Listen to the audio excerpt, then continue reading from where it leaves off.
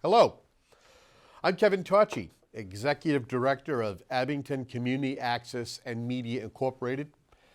With the start of the new year, we'd like to take a look back at all of the hard work our staff, interns, and volunteers here at Abington CAM have done to provide you with extensive community coverage of all things Abington through our public, education, and government channels. In this installment, we're going to be focusing on some of the best work our team has produced for our government channel. This includes government board or committee meetings, town meetings, and shows that focus on the world of local politics. This first section of clips are related to our town meeting, the purest form of government in town, where residents gather in the high school auditorium to speak their mind, voice their opinions, and cast their votes on items listed in the warrant. Stay tuned.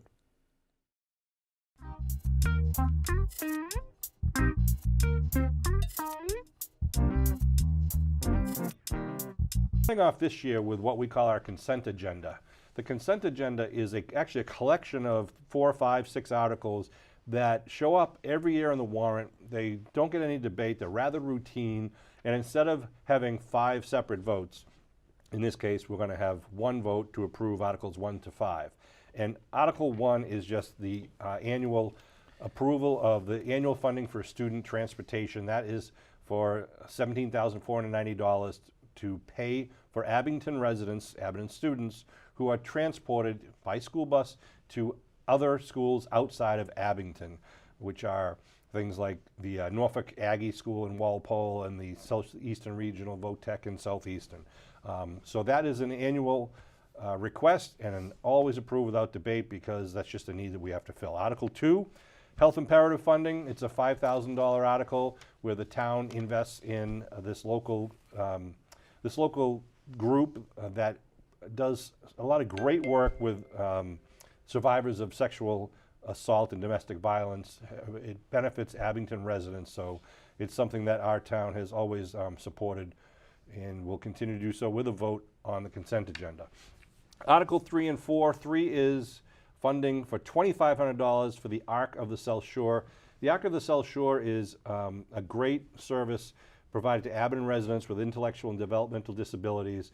Again, we approve this every year. Article 4 is to set aside $25,000 for the purpose of providing matching grant opportunities for any grant that might arise during the upcoming fiscal year 2026. I do want to send a shout out to the many department heads, our town planner Liz Shea, the DPW, the police, fire. All the departments have really done a great job of bringing in grant money from the state and federal sources. And this $25,000 seed money allows them to jump on grants if anything become newly available in the coming year. So again, it's routinely approved. And then Article 5, which will be part of the consent agenda, is to approve $20,000 for the costs of the annual St. Patrick's Day Parade. And I'm sure most of you who are watching this were probably at the St. Patrick's Day Parade this year. It was a huge crowd. And this takes care of overtime and details of public safety officials, our fire and police, mostly the police, who do a great job of securing the safety for everyone in the parade and for all the spectators.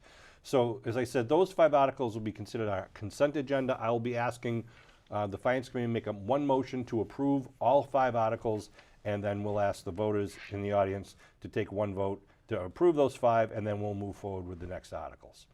So the next article is probably going to be the one that will be most discussed, is Article 6, the establishment of the Residential Waste Pickup and Hauling Enterprise Fund. Scott, I'll hand this off to you. You can explain this Article number 6 immediately precedes Article number 7, which is the town operating budget. They're both directly related to each other, and maybe you can kind of tee this one up for us and tell us what it's all about.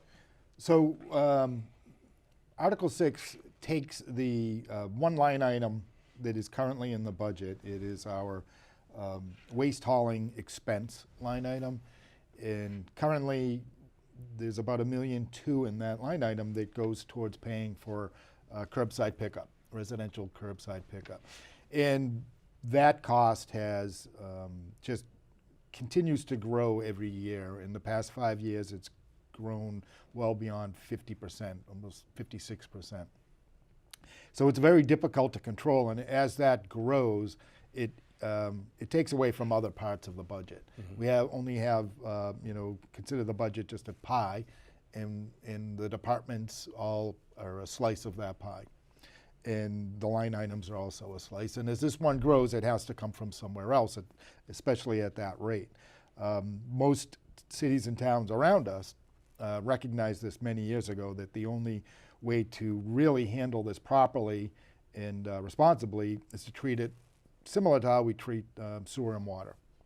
That it's a service, and it's a service we want to continue to provide, but that service we have to charge a fee for. And what this would do would establish a mechanism for us to charge an annual fee or a quarterly based fee for curbside pickup. Really, everything else with curbside pickup would remain the same. And it took us a while to get to this point. There's a lot going on in the budget this year. This is one factor and one issue, and I think most people probably remember we started this topic in this discussion a year ago at town meeting. And I was going to say, this has been on the selectmen's agenda and on your agenda for not just the last 2 months. You've been talking about this for about 2 years. Yes, and there's a lot of eyes that have been on this. We had a working group that has been working quite hard on this for the past year plus. There's members of the Board of Selectmen on this working group, members from the Finance Committee, members from the School Department, members of the Board of Health. Internally, we have all of our finance staff working on this. And also as it relates to the bigger picture of our overall operating budget. There's some serious concerns we had going into this year that are going to still be here next year. This isn't sort of a way to fix everything. This is just a way to take care of one item that continues to take away from other services for the town. Meaning that since trash has gone up by over $500,000 in the last 5 or 6 years, if you want to keep a balanced budget and keep level services and still pay for 100% of trash, that means you have to cut from other departments, and you just Correct. feel like you really can't be cutting no more. No, and we'll talk about that with the operating budget. Is we asked for a level service budget this year, and level service, we were already providing level service for the past few years, and with no increases to staff. As a matter of fact, several of the departments are probably working understaffed, and will continue to do so and continue to do the best they can. But this would further exasperate that if we don't remove it from the budget. And like I said, surrounding towns have all recognized this and dealt with this many years ago. I think if you look at the communities, Whitman and Weymouth and Rockland, Hanson, Holbrook, Brockton, they've all have it as a separate fee. We're probably the last town around that hasn't done it. We've been able to get by and been able to provide that service, but unfortunately, I haven't been able to find another town that hasn't already gone to a fee structure. In fact, Hanson, I believe, doesn't even offer municipal trash. no, there are some towns. Hanson's one. I think Plymouth is another one. Duxbury. They have a transfer station that for a fee you can bring stuff to the transfer station, and for a fee you can buy bags that you bring, special bags that you bring to that transfer station. Some towns, Holbrook, for instance, is totally privatized, and you work through a hauler that has been contracted through the town, but you deal direct with them. I'd just like to address the free cash piece of this. If I understand correctly, we said we have about $4 million in free cash right now. So if I understand the budget line items that I'm looking at today, we're attacking free cash in multiple places on this budget line item for this year. Looking at what we are looking at going forward with the federal government potential cuts next year, we may need to bite into free cash again. I was just concerned with the amount of free cash being utilized in this line item budgets, taking that down to a point where if we find ourselves short next year, we're going to be in more difficulty than we are this year. So my only question to you and to the Finance Board is, when addressing free cash to apply to pay for funding of line items on the line item budget, the consideration of future availability of that free cash. I know you're taking that into consideration when you do it. Absolutely. But I have this year amongst any other year, given where we are in the situation in the state and in the federal government, I have high concerns with what the potential loss to income coming into this town going forward in the next 2 years could potentially be based on what I've seen so far going on in the government. So I just want to simply make a statement about the free cash issue and how many different line items are being utilized this year already and the potential of that not being available in the future as much as we would like to have it. Thank you, sir. Would anyone like to respond to that or comment? We share your concerns. Mr. Sala, Mr. Lambiase of the board, you good? Okay. Yes, sir. State your name and address. Nick Whitney, 7D Loganberry.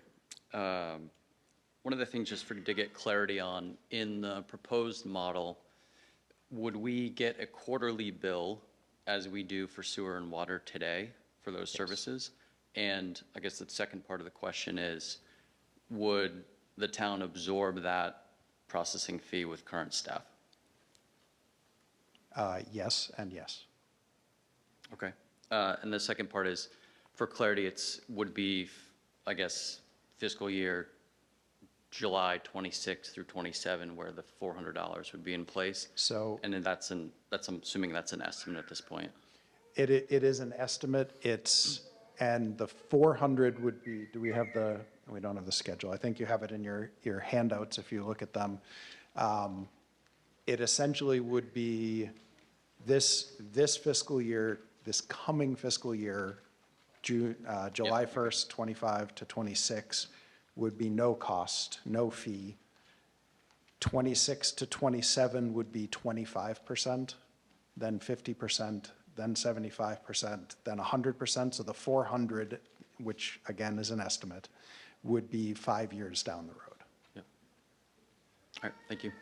Moderator recognizes Town Manager Lambiase, I believe. Yeah, I agree with them. he agrees, okay. Thank you. Okay, nothing else to be said on the matter? Looking at the Board of Selectmen, you guys good? Okay, so I'm sorry. Moderator recognizes Barbara Ray, member of the Finance Committee in Abington. And then we'll move Sorry, last minute. to a vote. I appreciate all of the healthy debate over the question. And all of the questions that everyone asked were things that we asked as we went through the process of looking at this in the budget. And I just want to be sure that, like Mary Jo Franey had said, if we were to do an override, we just continue to kick the can down the road. So 35 years ago, we had an override so that we could afford to pay the trash. And then 17 years later, we had another override so that we could afford to pay the trash.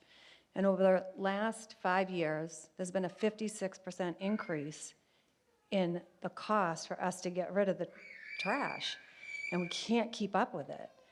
And I did not want to pay a trash bill because I'm making the same decisions that you make in your own home. But I also don't want to have to go out and hire a private hauler. And I don't want to lose the services that I receive in the town. We've looked at all of the budgets. There is no place that I can see that we're not running lean. We looked at every possible way to not have to have a trash bill because nobody on our board wanted to have a trash bill. And I agree with all of the sentiments about the equity.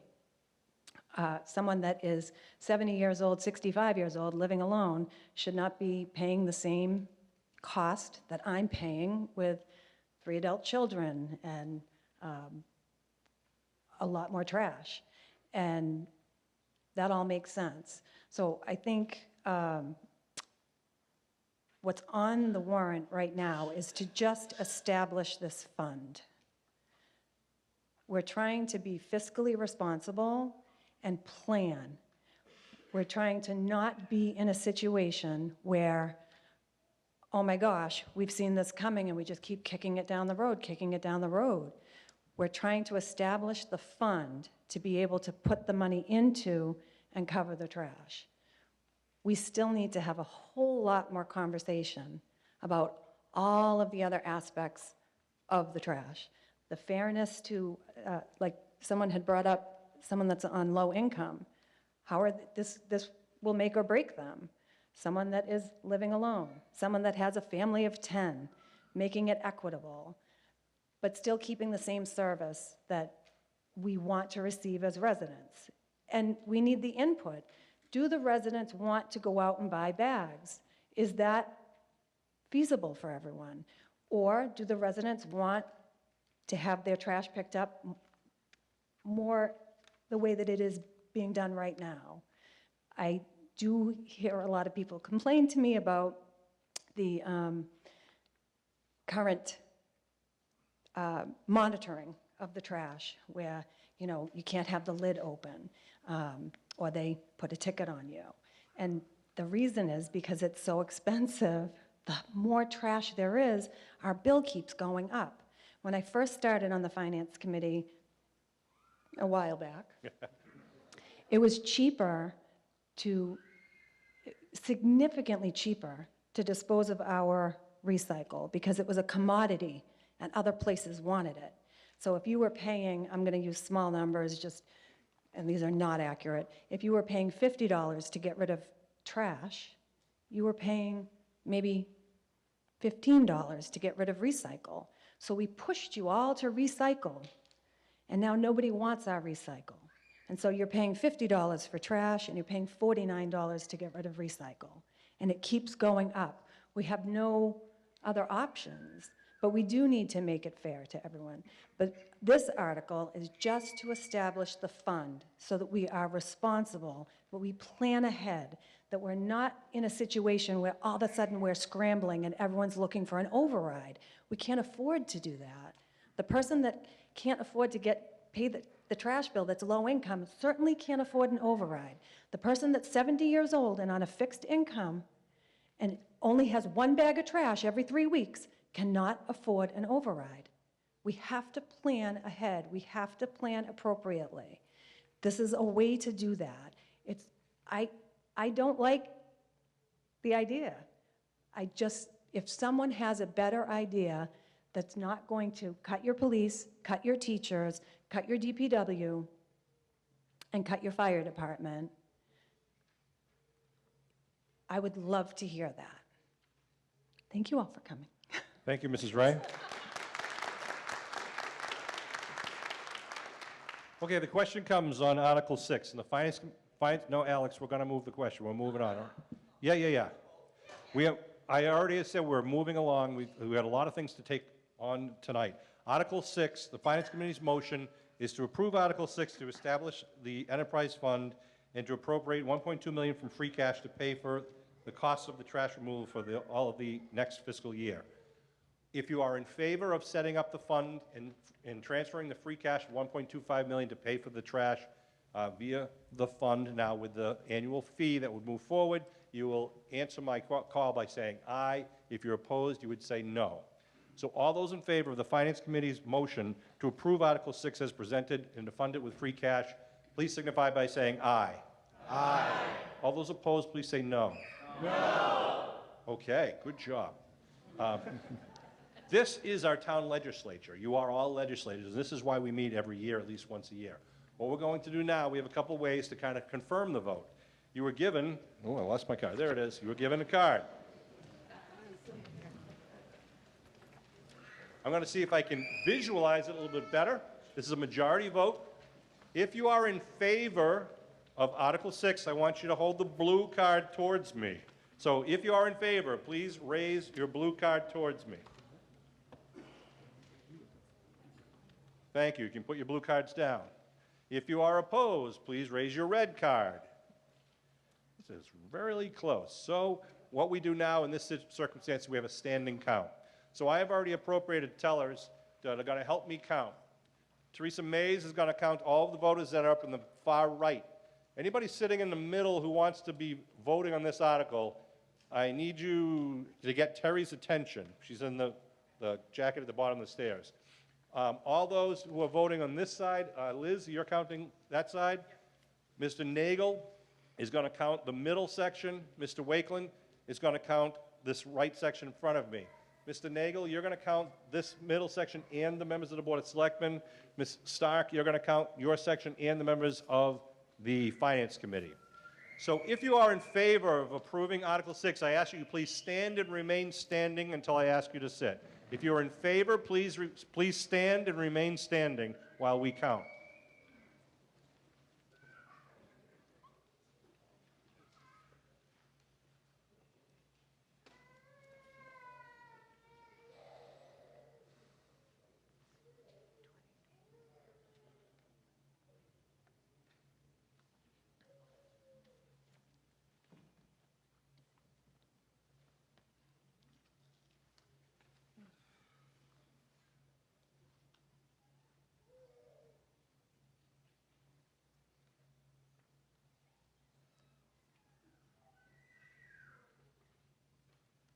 Everyone done counting? Okay, please be seated. Mr. Wakeland? 24. Ms. Mays? 13. 13. Mr. Nagel? 45. Sorry? 45. And Ms. Stark? 42. Thank you. If you are opposed to Article 6, I ask you please stand and remain standing.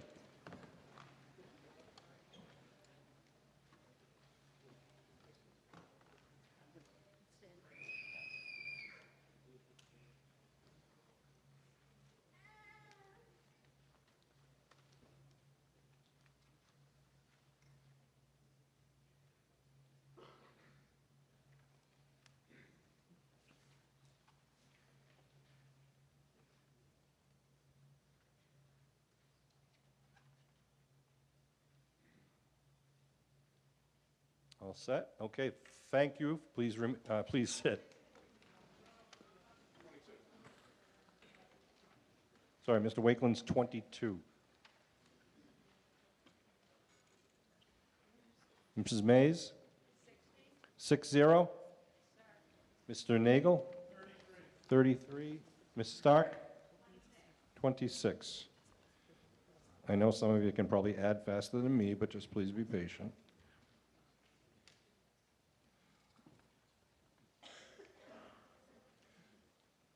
The amount of voters who signified by saying aye to approve is 124. All those who signified by saying no is 141.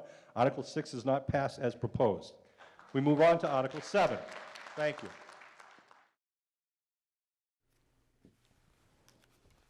Welcome back. Lastly, we would like to take a look at our meeting coverage from 2025, from motions passed, public hearings, and in-depth discussions. Here's some of the best moments from our local board meetings and committees. Summer Street sidewalk. I don't know if any of you have driven down Summer Street during the morning time at all, but people walk down the middle of the street to get to the T station. So we applied for a grant through the Community One Stop for Growth Program back this past October. We received the grant for $500,000, but that's just for design and permitting. I thought it was a little bit high, but whatever. And then after they're done with that, the surveys are out there now. They were out there today, they were out there last week. People will see them. That's what they're doing. After it's designed, we'll apply for construction grants. So, we don't have the money for that. By the way, are these all like public figures, like when we go to get a grant and the grant is, they say yes to the grant, is that all like public to where the person who's then bidding on doing the thing gets to see that? I wouldn't say so, Greg. I mean, if So they they don't ask know, for it. yeah, I'm just saying, would they know that amount of money that the grant was for? Yeah, they probably could find out, but I mean, Public typically, record. yeah, I mean, it is public record, and when these projects go out to bid, there's an estimated cost that's part of the advertisement. Yeah, yeah. We expect it to cost so much, and we say that in the advertising, it's Got it. part of, not because we want to, Yeah. because the law requires us to do it. You have to do it. Yeah, and then, again, like John said, most of this stuff is public, so the folks that do $1 million projects, they know that, and they know how to find the information. Okay. That doesn't mean that, but it's still competitive. You still will find on projects of this side that it is gonna be competitive, and, if you want it bad enough, you're gonna bid How properly. did you say on the side of life that I deal with every day, if I were to tell You somebody keep it secret. exactly Sure. what I can pay, I can tell you that the cost that they would give me would be incredibly exact- close to that would be number, exactly what you can- 9,999 times. But But I get your point. If you have to do it and it's written in somewhere, it's written somewhere. And again, when they're applying for the bid, applying for the grants, and the people who do the design of this, they also know there's not a lot of fudge factor in there either. They Yeah. know what this is gonna cost, they know what the bids are gonna come in like, so they're not giving us, it's all pretty tight anyways. I got you. So on Summer Street, there are sidewalks from 18 to Walnut Street, and then from Progress to 58. But there's a big gap between Walnut and Progress. 2,000-foot gap, and people walk down the middle of the road to get to the train station, and there's no shoulder there. And someone's gonna get run over. That's what prompted this effort to apply for this grant. And then, with the part of this design is they're gonna take a look at the intersection of 58 and Summer as part of this design. So we'll know more about this going forward. This probably wouldn't get going until next year, but we're trying.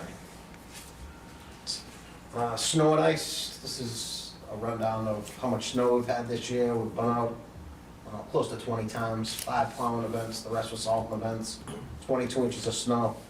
And this gives you a rundown on how much the salt cost, how much we've spent, price per ton of salt. I don't know if there are any questions on that. I think it's good to show, because people will remember maybe like the January 11th, maybe the January 19th, Definitely. February 15th, but they're not going to remember all the 0.1 inch, Exactly. 0.2 inches that you have to go out Yeah. and keep Absolutely. the road safe. Because just because we didn't get a lot of big storms and heavy snow, Absolutely. every little thing we have to go out and keep the Salt. roads clear. Keep the road safe, yes. It's a good point, Matt. I mean, talking about forgetting, I'm looking at this going, did we really get 52 inches in 21, 22? Because I'm like, I don't think we've gotten snow in forever. Yeah, that was the last time we got Like a any big kind of winter. decent snow. Yes, yes. And like, so that's like, I definitely don't remember 2 weeks ago.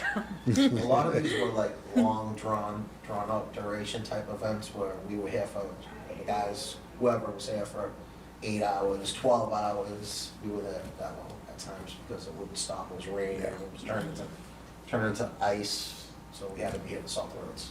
So that's a rundown on that. Let's see what else we have here. This is our fleet list. I just want to say thank you all for approving all of some of the equipment upgrades and keeping our guys safe over the last couple of years. We've made great improvements on the fleet list. We have a lot of new equipment. We're changing the trucks over to white because it's cheaper and they look cleaner. So if you see a lot of white trucks now, that's the reason. We don't, the trucks come white and we don't have to pay to have them painted. So, but I appreciate the effort Scott, Andrew, and the finance committee has made over the last 4 or 5 years, giving us this equipment and keeping our guys safe and allowing us to do our jobs. And there's a continuation of the fleet list. What do we have here? This is a list of trees. Every year we try to take down dead and decaying trees around town. 40 last year. I think this is Greg's favorite part of the report. I like it. There's a bird. Jeannie, put that bird A big hummingbird, isn't it? on. And this is, That was actual size. every year I like to supply the finance committee with where we stand sewer rate wise. We're below average of the communities that participated in this MWRA survey. The survey is based on an average of 90,000 gallons per year per house. So we're under the average. Well, let's see. And this is, Whoa. that's not us. If we were to raise the price, can you, Right? I was gonna say, when That's a was generic that? picture taken Good. off the internet. We haven't had a soil overflow in years. if we, can you raise the price? Yeah. Or so if we, would that be, what would you have to use that money for? Sewer related, Only sewer? yeah, we have what's called the sewer enterprise fund. Okay. It has to stay within the sewer department. You can only be used to fix the roads when that happens. And that hasn't happened. don't That's want just that's a generic not worth picture we took off the internet. we don't want That's that. not us. As much as we want to fix You the were really roads, we don't scaring want my to fix them memory for now. that. I was like, okay, now I have no idea what's going on. We're allotted well, we don't have our own treatment plant to start off, so we send sewer flow to Brockton and Rockland, who both have treatment plants. We're allotted 1.5 million gallons a day to send to City of Brockton and 110,000 a day to send to Rockland. Right now, we're averaging about, we're averaging about, 1.07 million gallons a day to Brockton and 62,000 gallons a day sent to the town of Rockland. So we have some wiggling room there. The sewer commission worked out a great deal with City of Brockton it's been about 10 years now, where that increased our daily flow allotment from 1 million to 1.5 million, which gave the town a lot of flexibility. So it's a great credit to the Board of Sewer Commissioners. So that's just a rundown of that. Any questions with any of that? We're also responsible for taking care of and maintaining the sewer system with our So 13 guys. We still have room for growth with. what We do. have right now. We have flexibility. 'Cause I know when I first got on the committee, that was. We had a that was sewer big- moratorium where we yeah. couldn't allow any new connections, and the Board of Sewer Commissioners worked very hard with the City of Brockton on this new IMA, which gave us an extra 500,000 gallons Yep. per day. This year, we'll be working out of the sewer department enterprise fund. We're upgrading the Walnut Street pump station. It was built in 1988, so it's 35 years old. We have 13 pump stations in town, so we're gonna start upgrading them over time. Maybe one every 2 years. This one's taken a long time. It took forever to get the pump station and the pumps, so it's taken longer than we thought it would take. But anyway, that's the activity you'll see on Walnut Street. And that's our new guy, our newest sewer guy, Joe. Let's see. We're also required to maintain our storm sewer system, which is different than the regular sewer. The storm sewer system is rainwater. So we also have to comply with our stormwater permit, which is governed through the state DEP and the EPA federally. And we have to meet all these thresholds Yep. written in the permit. And one of them is gonna be on the next page, I think.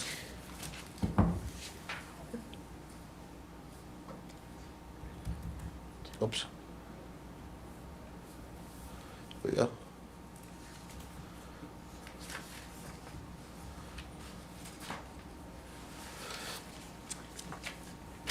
All right, here it is. One of the criteria in the permit is to construct 2 BMPs, best management practices is what they called, and they have to be like teaching best management practices. They have to have an educational component to them. So we're gonna be putting one on the far side of Arnold Park and one at Town Hall, right down near the employees lot. They're just gonna be like rain gardens with a kiosk. But it's part of the permit, and we are definitely required to do it. They're already designed, we're just waiting for the funding. Just making it clear to everyone who's Yes. listening, watching at home, et cetera, this is stormwater, not sewer. Yeah, this is stormwater, a rain garden with a kiosk to make it look, for educational purposes, it's a requirement. So if you see any digging going on at Town Hall or in the corner of Arnold Park, that's what we're putting in. The next page, So, is a summary of what we have to With do. Arnold Park, I'm assuming that's being coordinated with Absolutely, CPC? absolutely. It's gonna be in the far corner, it'll be out of the way. And this is the letter from our engineer stating what we need to do with those best management practices. And here we get to, I like to supply you guys with this every year to show where we stand workforce-wise. It's not good. We have a total of 16 people, and this is what other towns have. And then broke it down per capita, which is on the next page. And we are down at the bottom. So our workforce is gonna have to be addressed when the town has more money. We don't have a choice. We don't have time to do anything. Come April, we are straight landscaping, so all we do is mow. You know, we have a lot of good employees, just not enough of them. They're starting to gain longevity, which is good. But with that comes more vacation time. They accrue more vacation time, so there's more guys taking vacations, which they deserve. But that's what comes with longevity and having people here over 10 years or so. It's the balance, it's the balance of expertise versus time off and True. higher pay. It's a good point. So It's a good point. we'll take the expertise. But when, go ahead, I'm sorry. Question, no, so some of those like road projects, is that like your DPW people, are they who are doing the work at like Chestnut Street, or is that other No, people? that's outsourced. Okay, That's subcontracted. The lowest bidder will get those jobs. okay, I was like, they'll be so busy doing that, they'll get nothing else done. Yeah, well, that's where we're at anyway. We're struggling. We don't even have time to train.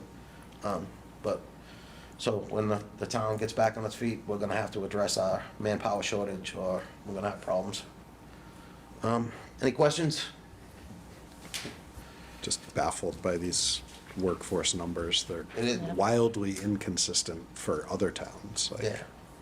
I would not expect Plymouth to have less people than Needham, for Yeah. example. Yeah. It's strange. So, Is there something over there by Needham, Westwood, and Dedham that like, Money? Money? well, no, I don't know.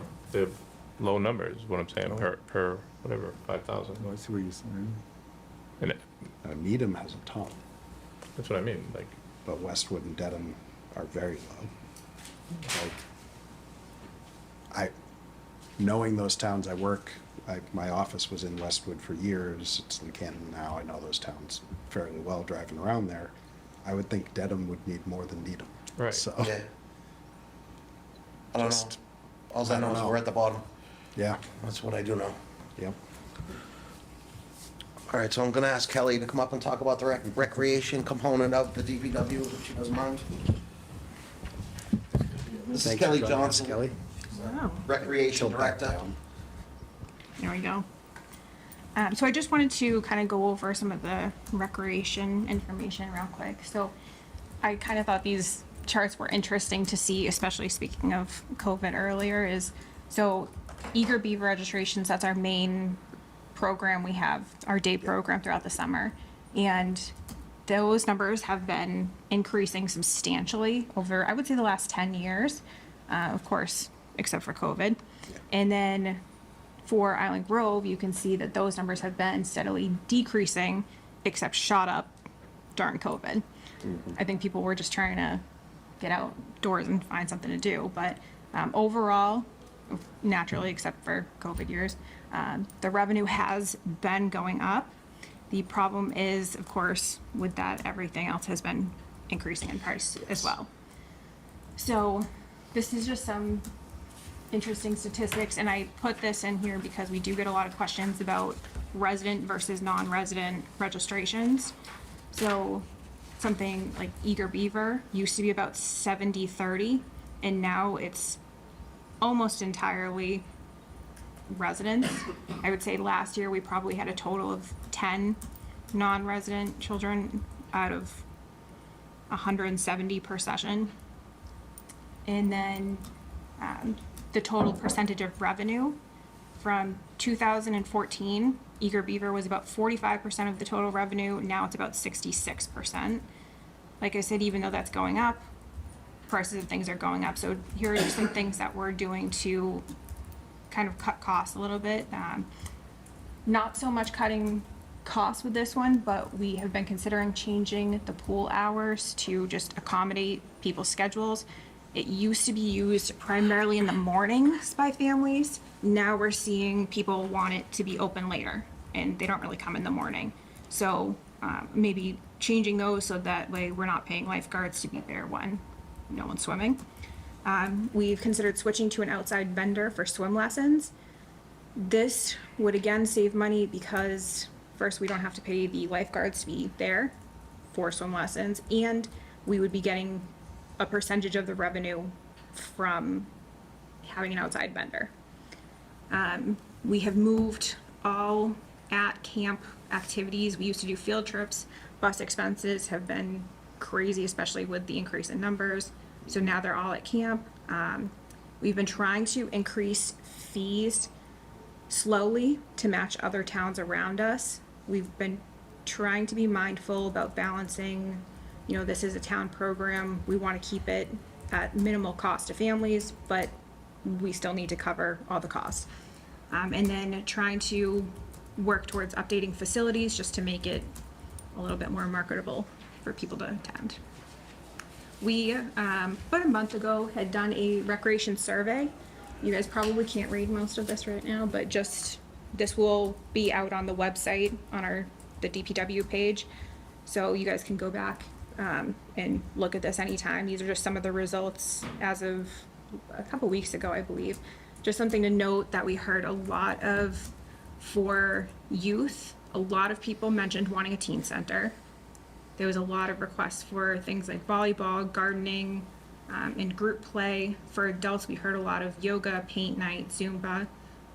But I would say the number one thing that was on there was something about either teen center, some sort of recreation facility. And again, you guys can all, this can be pulled up on the website if anybody would like to review more of the details of it. Thank you, Guy. Thanks, Kelly. So the whole presentation will be on the website. Excellent. Thanks, Kelly. The Island Road. It's a man-made swimming Yeah. hole. Yeah. We refer to it as the pool. It's sand ball, Sand bottom, we take care of it. Oh, I got you. We chlorinate it. Yeah. Kind of. sort of. It's probably 12 feet deep in the middle, and then it just goes off from the edges. It's been there for 40, 50 years. Yeah, I spent like every day of my You childhood did? summer there, yeah. Good memories. Yes, I Yeah. like grew up swimming lessons, everything there. It's a great place. Check it out sometime, definitely. Yeah. I definitely Bring the kids down there, recommend. they'll love it. They will. They have a snack shack. You just answered my most pressing question, how deep actually is it in the It's middle? 12 East feet. of I think we have Chinatown? about 1 million gallons of water in it, a little bit under. We fill it every day, we take care of the beach, we chlorinate it, all that stuff. So that's another thing we do with our guys. Capital plan for this year, these are some of the items, I don't know if any of them are even gonna be funded, I'm not sure, but one thing we definitely need is that paint machine. Without that, we won't be able to line the football fields, the baseball fields, the soccer fields, the track fields, the marching band fields, or any other fields. We're gonna need a new paint machine. Ours is 14 years old, and the thing is just, it's dying. It's causing us more problems, and it's costing us more man-hours to try to keep it going than the actual painting of the fields themselves. These are some of the other items we asked for. I know there's no money, so hopefully maybe the year after next, we can do some of these items. Town hall needs to be paved. A lot of roads need to be paved, as I alluded to earlier, but I won't get into that again. Any questions? What is the center? That's a asset management system. It's a work order system. We're trying to get up to the 21st century, computerize everything, track everything, signs, road painting, trees, vehicles, equipment, stuff like that. What do you, Software, what do you use now? nothing. Paper, Just like Excel? pen, yeah, Excel, pen and paper. Just trying to get up to the 21st century. So, Or at least the late 20th century.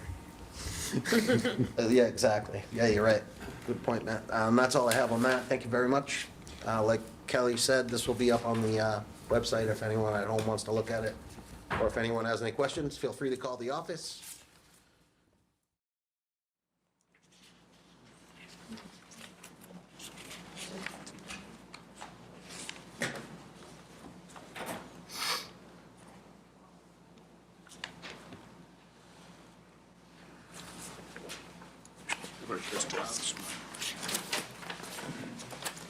Well, it appears to be 7:03, at least by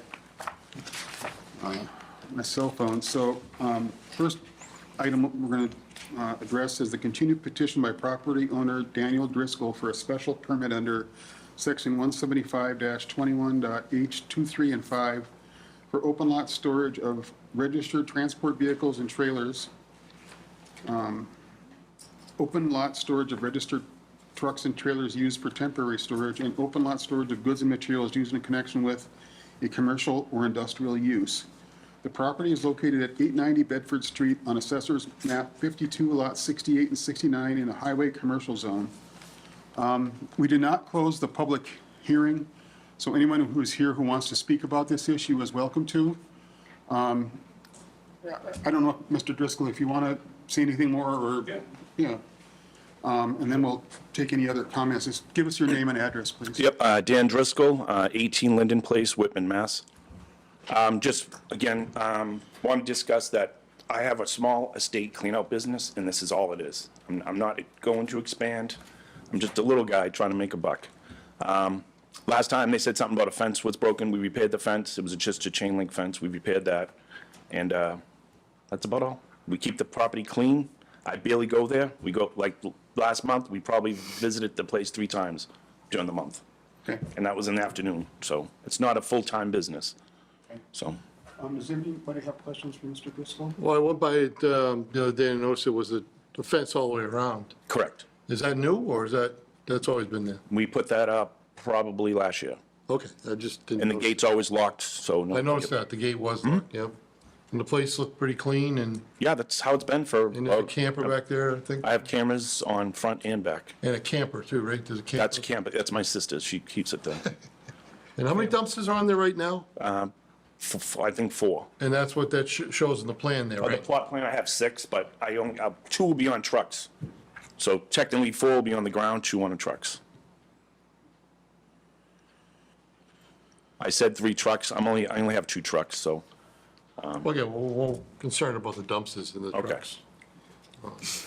Do we want to do the Amy's thing now, or we want to wait till See after? if there's any other comments, and then we can Okay. bring up, Nick reached out to town council. We'll hear about what town council said to us, and we'll go from there.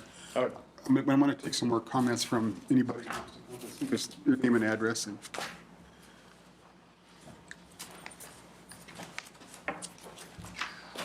Mike Hickey, 874 Bedford Street. I'm the largest abutter of this property, and I just want to go over a few things. The petition never mentioned dumpsters. The petition never mentioned containers, and that's what he's going for. He's trying to make this into a transfer station, whether he says it or not. I say it, because I live next to it, I watch it. It's on Route 18. 2 roads come down, merge right in front of his house. Okay, so he hasn't done a traffic study, which he should.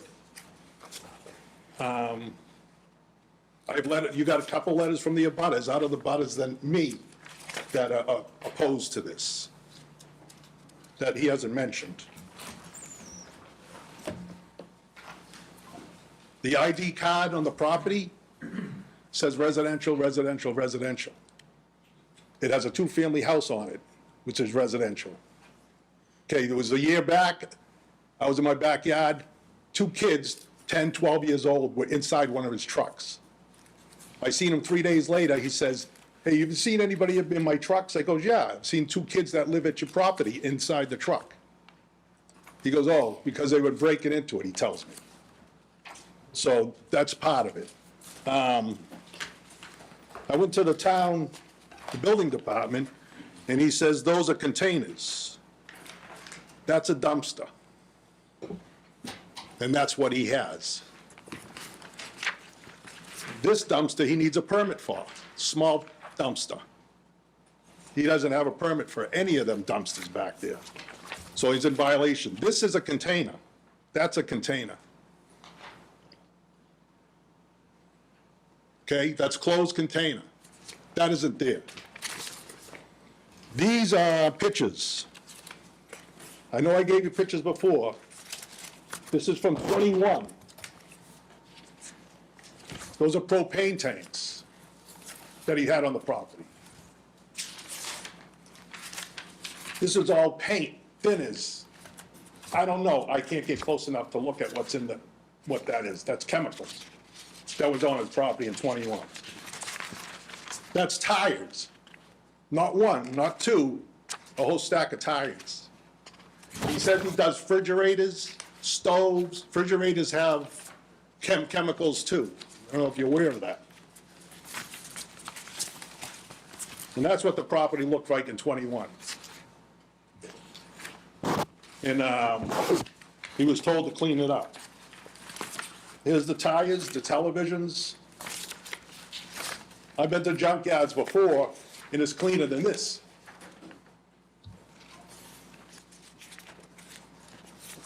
I got the pictures if you want to see them. This is in 21.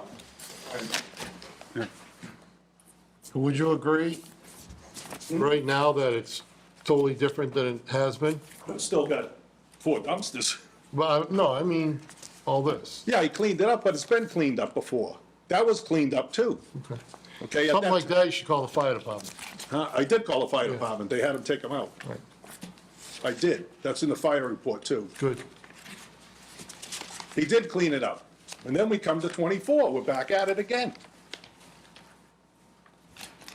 Pictures of all the contaminants. Here's barrels. I don't know what's in them. I'm not on his property.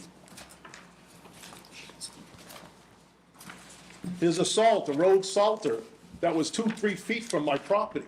My wife said, why do we get grubs over there? We don't have grubs.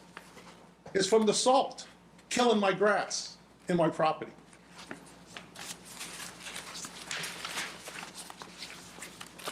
(2024), right back at it.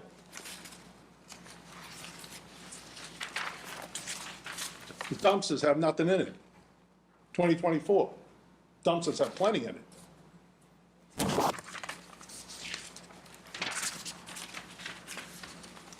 (2024), refrigerators, stoves, you name it, it's there. Lawnmower tipped upside down. This is only like 10, 15 feet from my property line. There's a lawnmower tipped upside down. More stuff in the back. More dumpsters with stuff in them. Now, he said empty dumpsters. No empty dumpsters.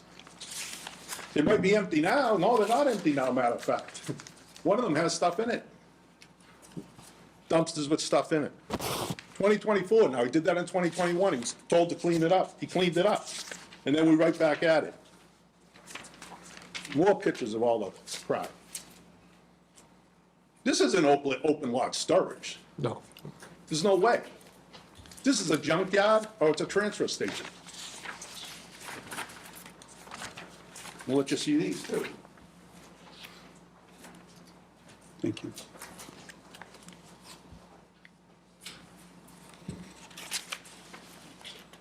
Dumpster regulations. It's supposed to be on hard surface, so it doesn't contaminate the properties. It's supposed to be a fence, 6-foot fence around the whole perimeter, so people don't see that. He hasn't done that. Hard surface, supposed to be pitched away from anybody's property, so they don't contaminate other people's property. He had a cease order to not do anything with those dumpsters for 3 months. Those dumpsters have been going in and out of there. So he doesn't listen to the board. I mean, the building department telling him to stop doing anything with those dumpsters until it's heard here. No, he's been in and out of there.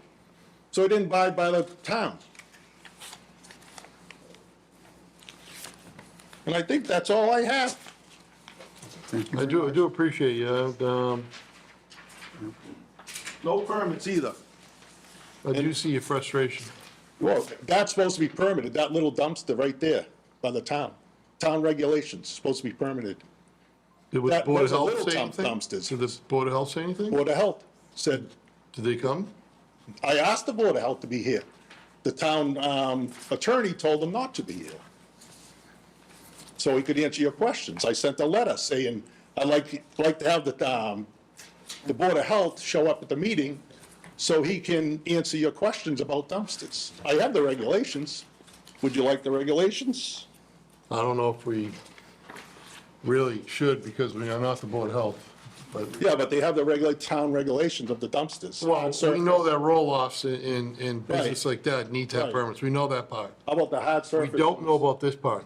And the 6-foot fence that's supposed to be around the whole area. What do we hear from the Board of Health on this? They didn't want anything to do with it, essentially? Pretty much, they were told not to respond to appear. a request from a resident to appear to the zoning board. No, in terms of, Okay, all right. in terms of the actual That's dumpsters probably themselves. why they, In terms of the dumpsters themselves, contain roll-off dumpsters, if they're not food, stuff like that, they don't apply to Board of Health at all. really? A food dumpster at a restaurant, grocery store, stuff like that, or apartment complex, they're involved with, but But are those for the resident, or are those for the company? I don't know for sure. I mean, it's a two-family, so they're eligible for not for town the- barrels, so that's what I would assume. But if you're doing a construction project at your house and you want to have a dumpster on your property, you got to pull a permit unless, I mean, you have to pull a permit if it's what, over 30 days? That's not with the Board of Health. Who do you pull the permit with? It'd be part of your construction permit. But you can just have permanent dumpsters, For, open lawn storage? For permitted long storage, he means like Dunkin' Donuts, like they have. yeah, so that's Board of Health. Right, they would need hard top, they would need, They would, every regulation they have. I don't deal with the Board of Health Yeah. regs, but but I mean, he's showing a dumpster that looks like a trash dumpster, yeah, if that's not full, a if that's full of construction. trash, it should absolutely comply with all the Board of Health regs.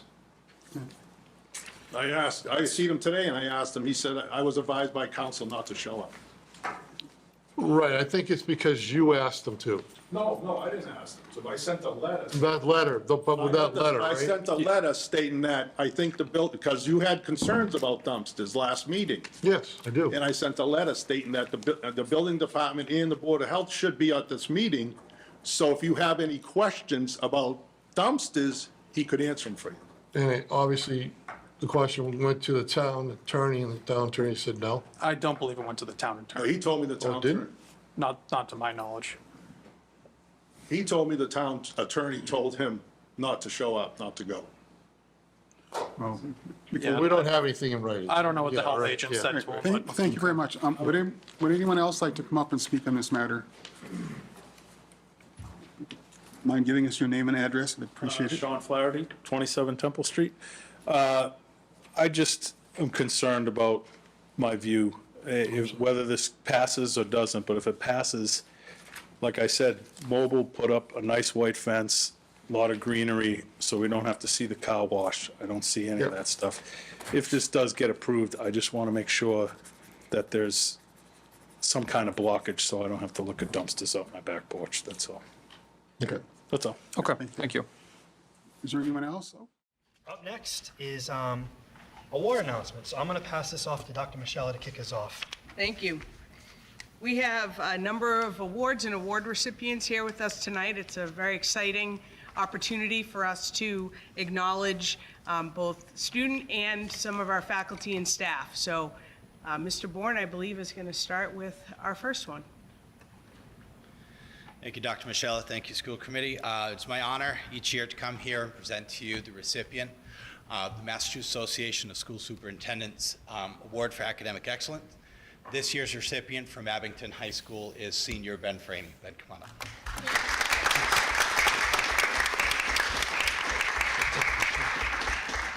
So Ben has shown tremendous leadership throughout his time here at the school, serving as a treasurer, as an underclassman.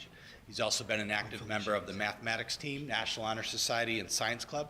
He's excelled in a number of subjects related to STEM. Outside of academics, Ben works 20 to 30 hours per week at Linden Ponds and has done so for 3 years, if my research is correct. Very good.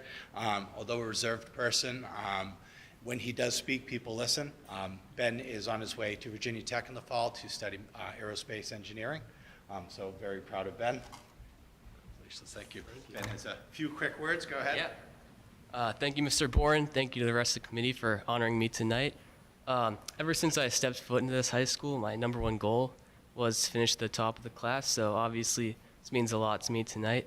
And I have to thank all my teachers that pushed me to be the best person that I could be. And of course, my parents. My mom finished at the top of her class. So it's an honor to follow in her footsteps. I know I made her proud. So thank you.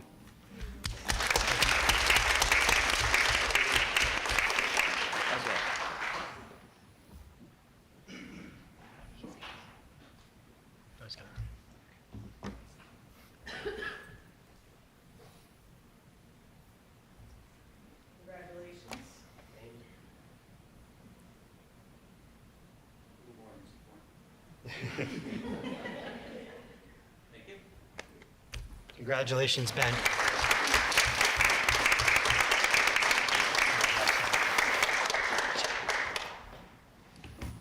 Ben, on behalf of all of us, congratulations. I'm going to pass it over to Dr. Basta for the next set, or next one. Yep, the next award is being presented on behalf of the townwide PTO. It's on the slide, so I won't read all of it to you, but this award recognizes volunteer service to the school community in memory of Deirdre Zaccardi, who was very active in our schools, and the award recognizes people who participate in activities that help improve the Abington Public Schools and the community the same way that Deirdre did. So some of the information I'm about to share, I'm reading because I want to quote it directly. Some of it comes from the nominations that were submitted for this year's winner or recipient, who is Carissa Morales, who is with us.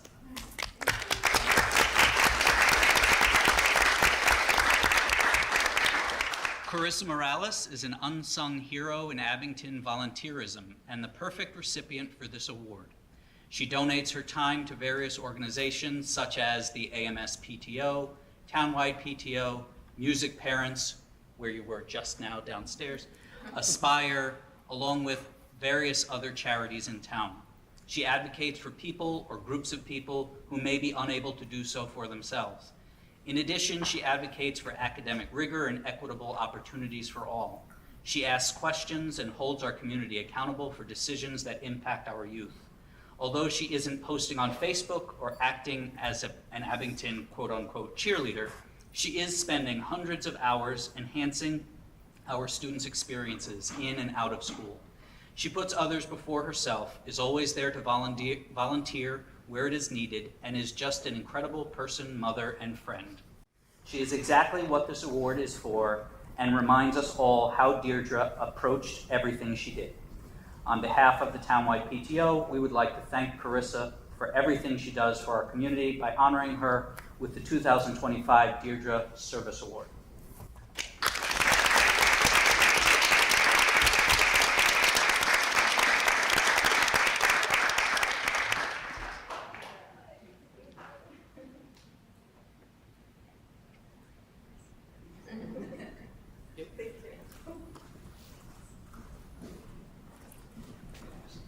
Carissa, congratulations.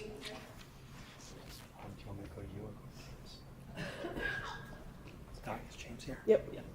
Dr. Robbins, you are up next. Thanks all. So I'm here to present the Excellence in Special Education Award on behalf of the on behalf of our district CPAC. The Excellence in Special Education Award is intended to honor special educators whose work has had an exceptionally positive impact on students with disabilities and their families. Nominations for the award are made by families and community members, and the CPAC board determines the winner based on the contents of the nomination. The Excellence in Special Education Award recognizes one certified staff member and one support staff member on an annual basis. So first, our support staff recipient is Judy Buckley.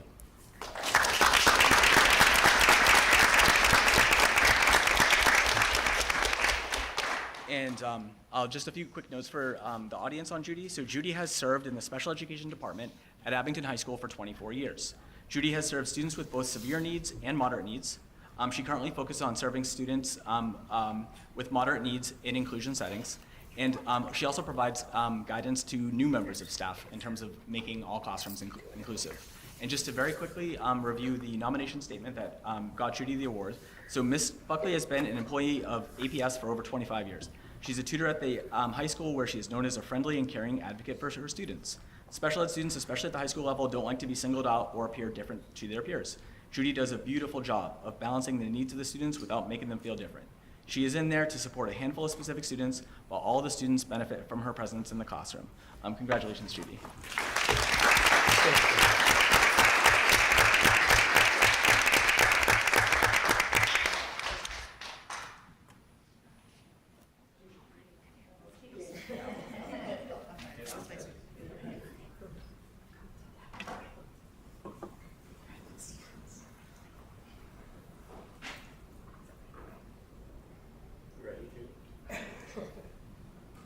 Thanks for asking.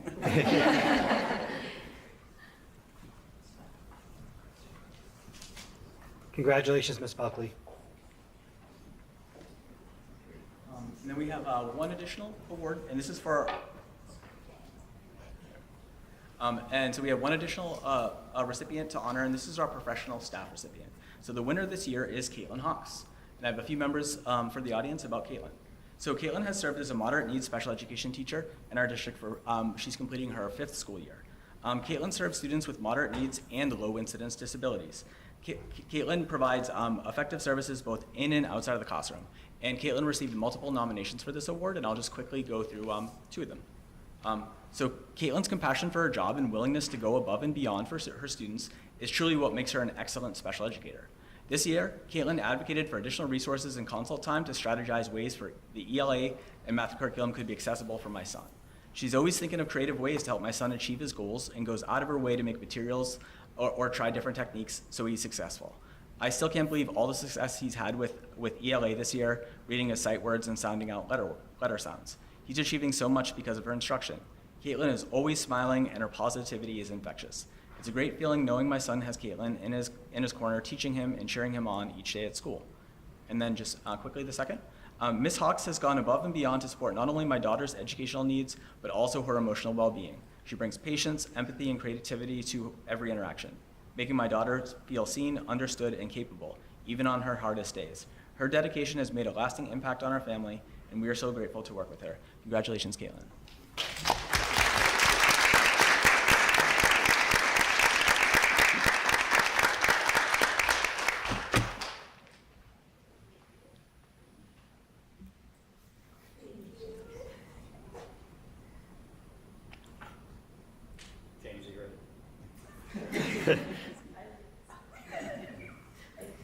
We'll make sure the pictures get to the Thank you, Dr. Robbins.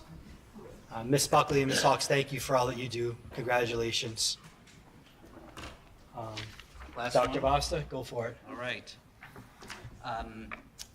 With over 77 nominations coming from students, staff, and families in multiple languages, this year's Chet Millett Awards are truly representative of Abington's best.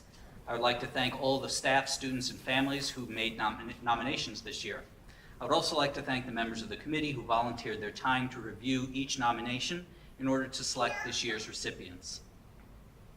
As was announced during Teacher and Staff Appreciation Week, I'm excited to share again that this year's recipients of the Chester J. Millett Outstanding Certified and Support Staff Awards are Joan Smith, Abington Middle School nurse, and Lauren Dooley, Beaverbrook Elementary School paraprofessional. Like Dr. Robbins did, I will share a little bit about each recipient from the nominations that they received. Lauren is completing her 3rd year as a paraprofessional in Abington. Here are some highlights from her nominations. Lauren Dooley goes above and beyond in the classroom to ensure that all students are supported and on task. She has a way of being nurturing and kind, but also pushing students to meet her expectations. Lauren often has ideas to try to help our students get on track. She texts ideas during her off hours to show she is thinking about our students while even off duty. Lauren comes in early and stays late on a regular basis. She has a great deal of patience and kindness, and we are so lucky to have her as part of our team.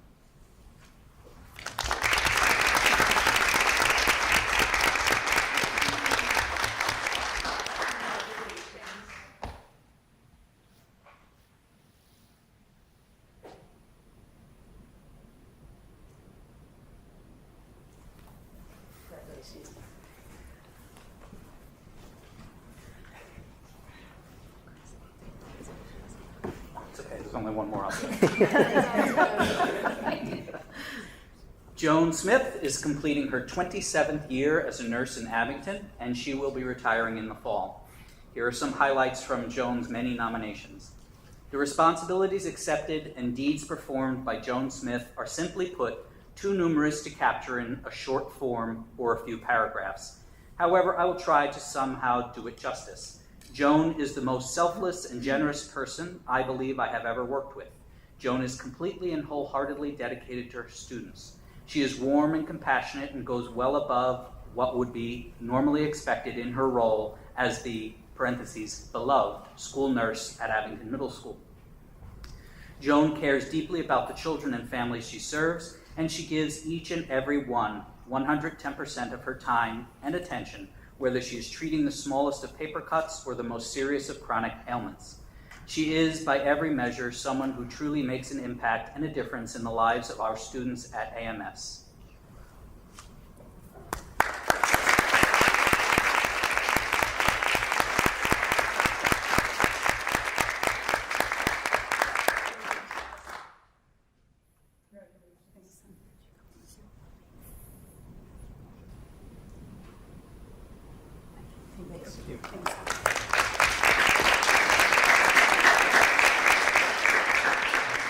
Miss Dooley and Mrs. Smith, congratulations on your awards. Everybody, all the nominees, congratulations to everybody. Thank you for all that you do for our children in this town. It's greatly appreciated.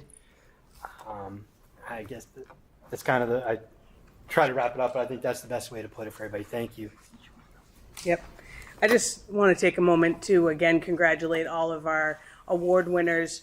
You know, you were selected out of many, many nominations, and you are part of a elite group, and congratulations. I would also acknowledge that I was lucky enough to work with Joan when I was the principal at the Frollo, and Joan, 27 years in Abington, retiring this fall. You will be greatly missed and very well deserving. So thank you. Thank you, everybody. Thank you, Dr. Michelle.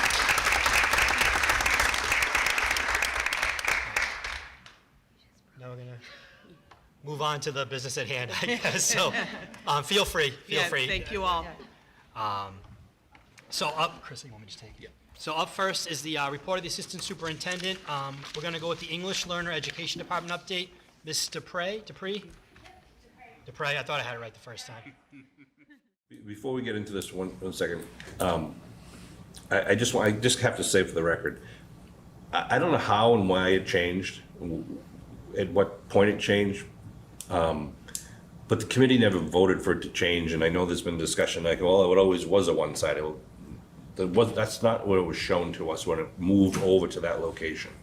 Again, I'm not looking for you to tell me who the person was that changed it at all, but if there was a reason to change it, I think it should have been brought to the committee, because I think we would have told you, don't change it. So it kind of made us, we were talking like, what else has changed that we don't know about? And I'm calming down about it more, but it was really nerve-wracking to us, and especially to the people who work there, that we had no idea this thing changed until the bollards went up and we saw where things were. So I just want to say that for the record, and hopefully this issue doesn't come up again. Kevin? Yeah, and I think we have to go one step further. We're at a meeting, we need answers. And I guess I would like, for the record, for the minutes, how did we get here? I think before we start talking about remedies, we need answers as to, based on what has been articulated, how did we end up where we are today?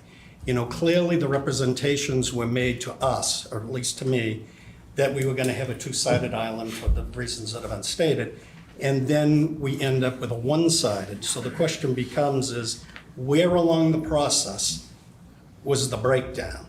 And I think we have to start there first, get your answers to that, to make a determination what, if anything, the town may or may not do. So from this standpoint, I guess I would like to hear your explanation as to how we got here, and then we can get into the remedy factor. But With that said, I want you to understand I'm going to be looking for, whatever you say, I want to know the cost factor, what it was, what's the cost factor or the estimate for the single island that was carried in the bid, and what would have been the cost factor for the double island, and, you know, the engineering to go along, the design cost to go along with that, so I can articulate in my own mind, you know, are there damages that we should be pursuing? And I don't know the answer to that question until I've heard you. And if so, how much? And is there a remedy in terms of the design? So I guess I throw the floor to you and ask for your explanation as to how we got here. But yeah, my thought, and I've gone through a lot of the documents too as well,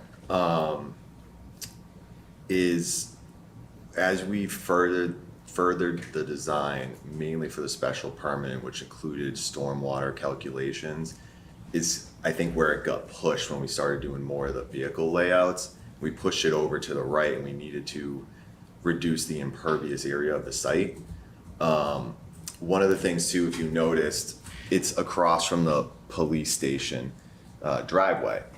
And, you know, I think there were concerns originally, we all thought that that road was gonna be a one-way loop, and it's a dual loop now, so people can kind of go both ways.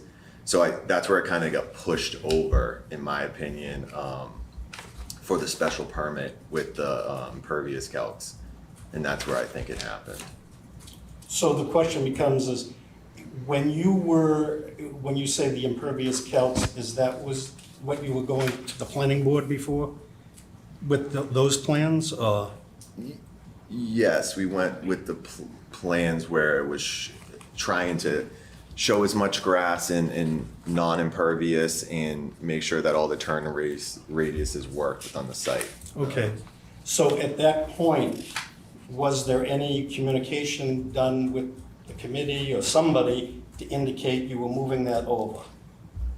That I don't think it was clearly articulated at that point.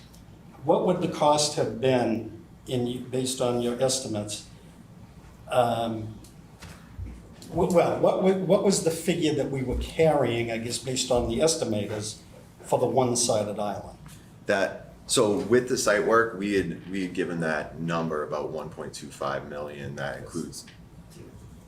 So, sorry, so basically in our design development estimate, second design development estimate, we provided a $750,000 allowance for the station itself.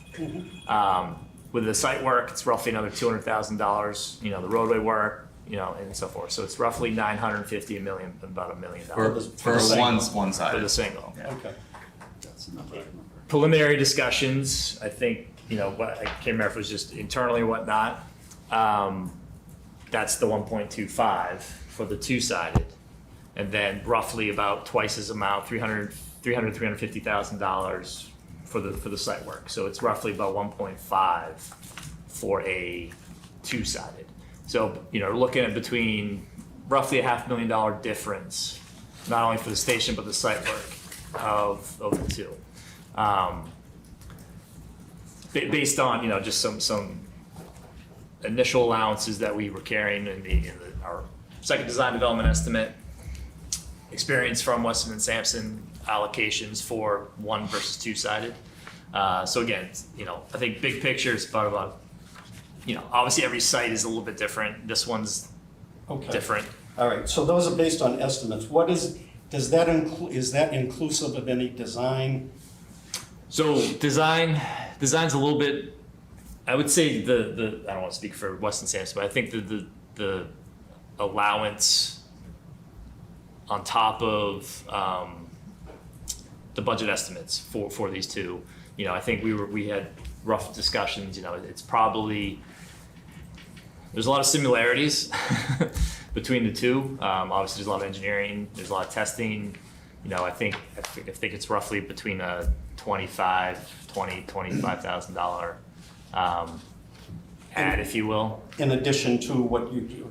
Yeah, I mean, it's a little challenging just because, you know, if it was a separate project on its own, it's obviously a much larger project. You know, but when you're all inclusive, doing the whole project as a whole, there's all efficiencies from a design standpoint. So. All right, so what I'm hearing, and correct me if I'm wrong, is that to go to the double-sided based on your estimates, and then I'm gonna ask you the question on the site prep, roughly $500,000, is that correct? Correct. Exclusive of any design money? Correct. That's based on that.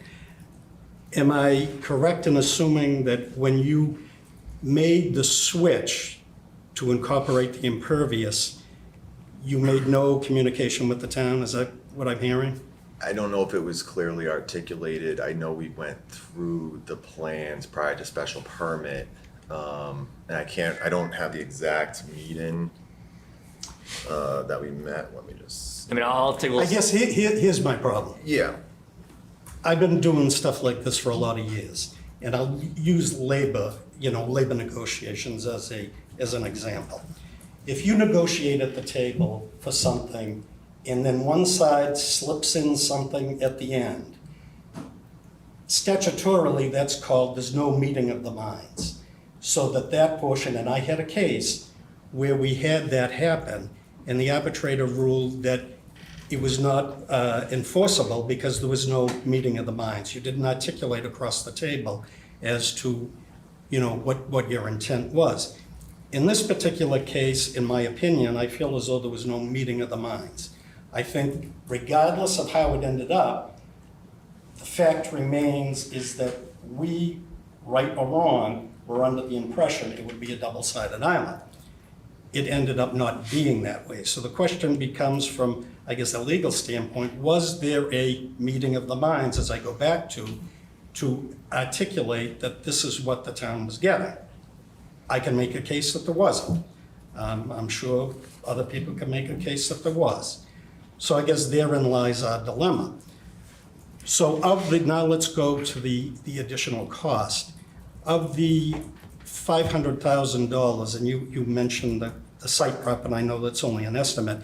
In your opinion, based on the contractor that's out there now, do you see the site prep going that high? No, it wouldn't go as high as 500,000 additional. Okay. So the bottom line, I guess here's where I'm coming from right now. I think the design, if there's any cost to that, somebody's going to have to eat it, and it's not going to be the town. That's number one.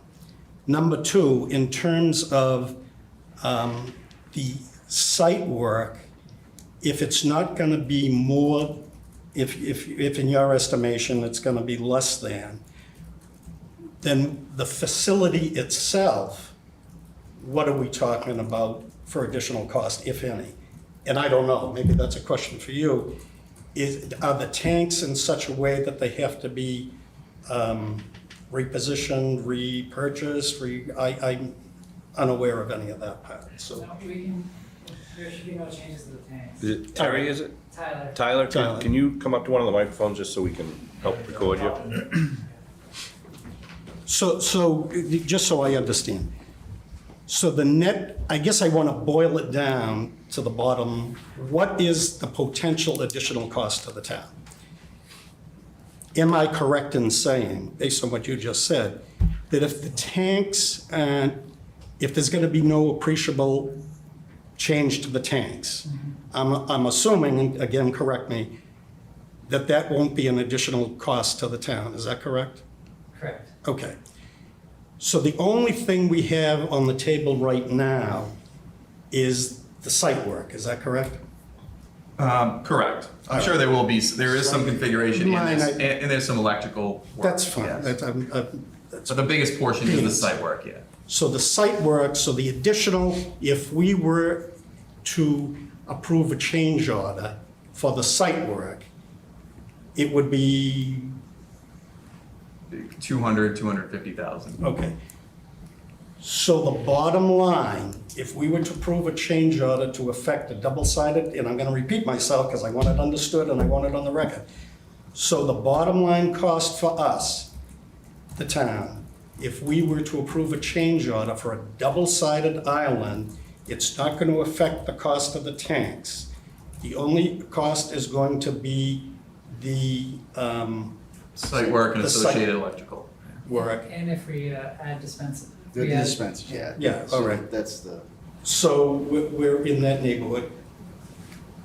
And then the bottom line, again, I would repeat myself, that any design, if there is any design, I don't know, would there be an additional design? There is, there has been. Okay. Yeah, but the design work, I think the easy way out of this is that if we, so we don't get all tripped up legally and otherwise, as far as I'm concerned, and, you know, it's up to the committee and then ultimately up to the selectmen if we wanted to force the issue.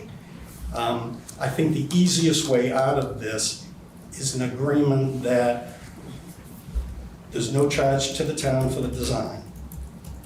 That if what we're representing is just simply the, the site work, I think we can see our way out of this without getting too immersed in the legalities.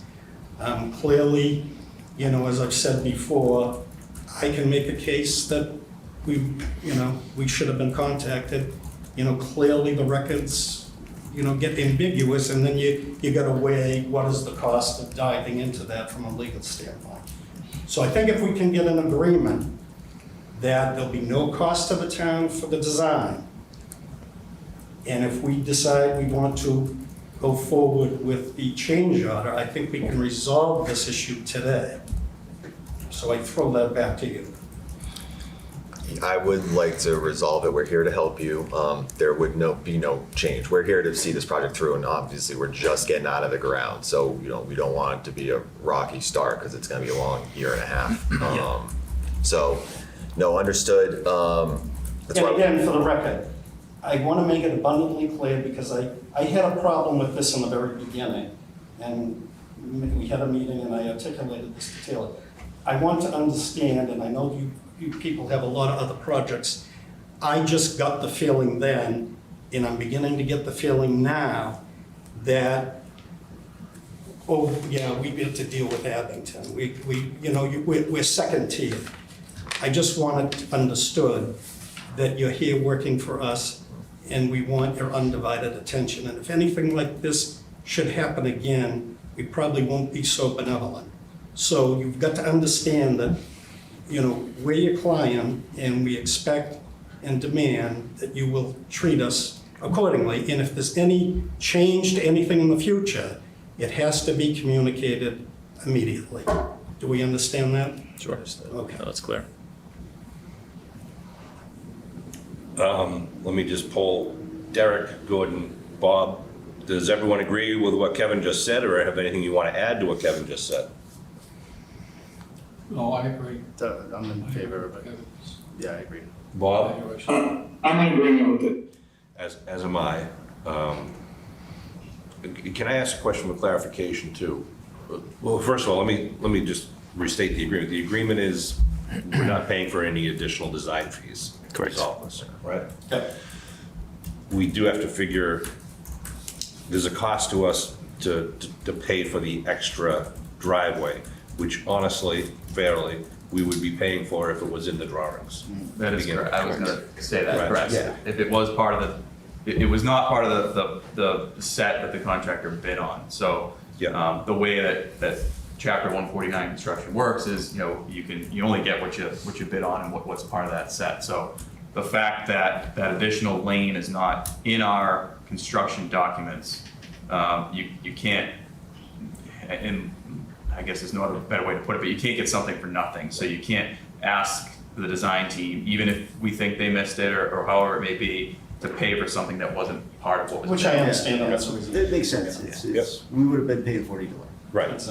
Tyler, can I ask you, we all kind of glossed over this fuel station because it was just always shown on the plan as a fuel station. Almost to us, it was like, there is a standard type of fuel station, we're gonna put it in here.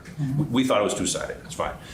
The current design, the one-sided one, where are the dispensers, what kind of dispensers, what does it look like now? Yep, so the current design has, they're called Wayne S1. They're fleet dispensers that are mounted right on the side of the tank. We have the two 6,000 gallon fuel island, two 6,000 gallon tanks, one for gas, one for diesel. and I think they're about 3 feet apart. The dispensers are mounted on the far end of the tanks to allow them to be used at the same time. And then there's a fuel management where they access the fuel right in the middle. The key fob thing? Yeah, the key fob. So that's the current layout. Okay, so then if we were to add a second set of dispensers on the other side, what's the price delta there, or is there none? Is that being absorbed? What are we looking at? Can we can do that, right? We can have 2 dispensers on 1 tank? Yep. Okay. As far as the price difference goes, I mean, roughly speaking, dispensers are 25,000 each. Okay. So 2 extra dispensers, And, yeah, and those plus are- the electrical work that would have to go with it, so. Electrical, then there'd be some piping to connect the submersible pumps to the new dispensers. And also, this fuel island does have fire suppression, so there'd be fire suppression added above those dispensers as well. But we don't know if we need to add those at this point. If we're putting them over there, I think I mean. I think we'd have to by code, yeah. Yeah. I think the way forward that I was envisioning is that we would come to an agreement on what that final island is going to look like, and then we can put a package together and send it to the contractor who can then put a price to it. But I can help with coming up with comparing the alternatives to have general. A minimum of 4 units per acre. There are no sort of acre requirements in terms of how the size of the district. Towns get a zoning incentive payment for adopting a 40Y zoning district, and so the state gives you money for adopting a district. And then every home that's built is part of the 40Y. There's an additional sort of payment that's provided for that. The homes are smaller, maybe, than some of the newer single-family homes that are being built. It's 1,850 square feet of heated, livable space. And they're really designed, I mean, they're called starter homes, but they're really designed, for young families first starting out in the home ownership journey, or seniors looking to downsize, which is why they're smaller. And so exploring sort of zoning for starter homes, and then long-term for this one, evaluate zoning effectiveness and pursue additional refinements, such as if the town would be interested in pursuing potentially inclusionary zoning, which is a percentage of affordable units within a market rate development. Anything sort of stick out as red flags, questions, comments, concerns, things you wish could be included in there? Well, I like the 40Y. I know in the town of Easton, I just remember years ago there was a proposal for that. It was over by the old foundry site. I think something built on. And I don't know if we have the land for that. And I was kind of thinking about this after you guys had the meeting. I was on the call. We were talking about it. And when I lived at the Air Force Base in Weymouth, they had an area that was basically like cottages. And one of the things they said in the survey was there's no like central area in town. So I was thinking like if we take like the school that's not built up right now, they could like take it and then build like a little community of like basically like cottages with a little thing for people to live. I don't know the feasibility, but I think it's an option that could be really cheap houses. And like he was saying, the state would subsidize some of it, or they would pay into the. I just think one option for first-time home buyers to make like a smaller 18,000 square feet village of cottages or something. But not everybody has to live in a great big house. Yeah. Yeah.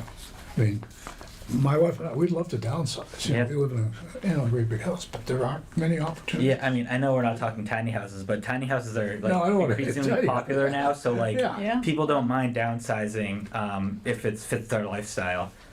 If they're living in an 1,800, 2,000 square foot house, downsize to like 580, 700 square feet, that would be a lot smaller. And I think something like the thing I'm mentioning too is like it's not a ton of yard space, and I don't think a lot of people require a lot of yard space unless they have like dogs or something. I think a lot of people are okay with sharing a community area that's kind of like. I personally like that as opposed to, I mean, I'm a senior, so I get mail from the place over in Weymouth, the older houses and stuff like that. Oh yeah. The ones in Weymouth, it's set up. Everything in that Air Force Base is super expensive. Yeah. But like, I think the idea is more affordable than it is over there. Yeah, it is. That's wicked expensive, and you have to buy in. Yeah. And the bullet for starter homes doesn't say, you know, do anything more than begin exploring the option of doing it, right? And so if this plan ends up getting adopted and approved by the state, your first step would be to sort of like look at a zone map and say like, where could we essentially do this? And if there isn't anywhere, you say, we did that, check, right? And so it doesn't say you have to establish 40Y. It's like, explore the feasibility. I'm working with the town of Whitman currently, initially to sort of pursue 40R and 40Y zoning. At looking at the map, what's not built out already is wetlands and sort of like constrained land, and so we weren't able to pursue 40Y. But we did our due diligence to sort of see if it was possible. And that's all that bullet really says. Goal 2, provide housing options for seniors and aging in place. And it says / aging in community. There's this sort of, it's not tension, but sort of discussion happening around whether or not we should be saying aging in place or aging in community. Aging in place makes it sound like people are aging like in isolation in place. And you really want to build up community around people. And so the planning sort of terminology is changing a little bit. So that's why I provided both. For the short term, inventory senior designated public housing for accessibility and energy efficiency needs.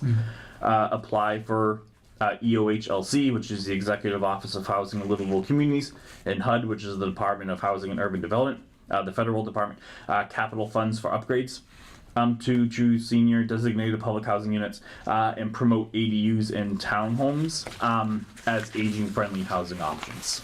And then for this one, midterm, launch an aging in place design program for accessibility retrofits in private homes.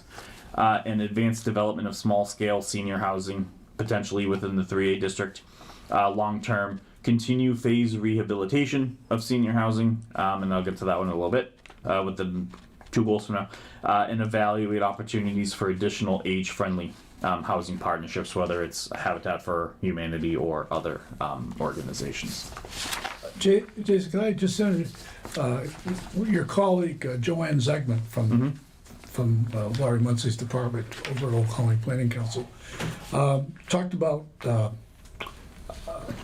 elderly stuff, Alzheimer's communities and stuff like that. Dementia-friendly planning. Yep. Yeah, you want to talk about that? I mean, a little bit, just a tiny bit, if it relates to housing.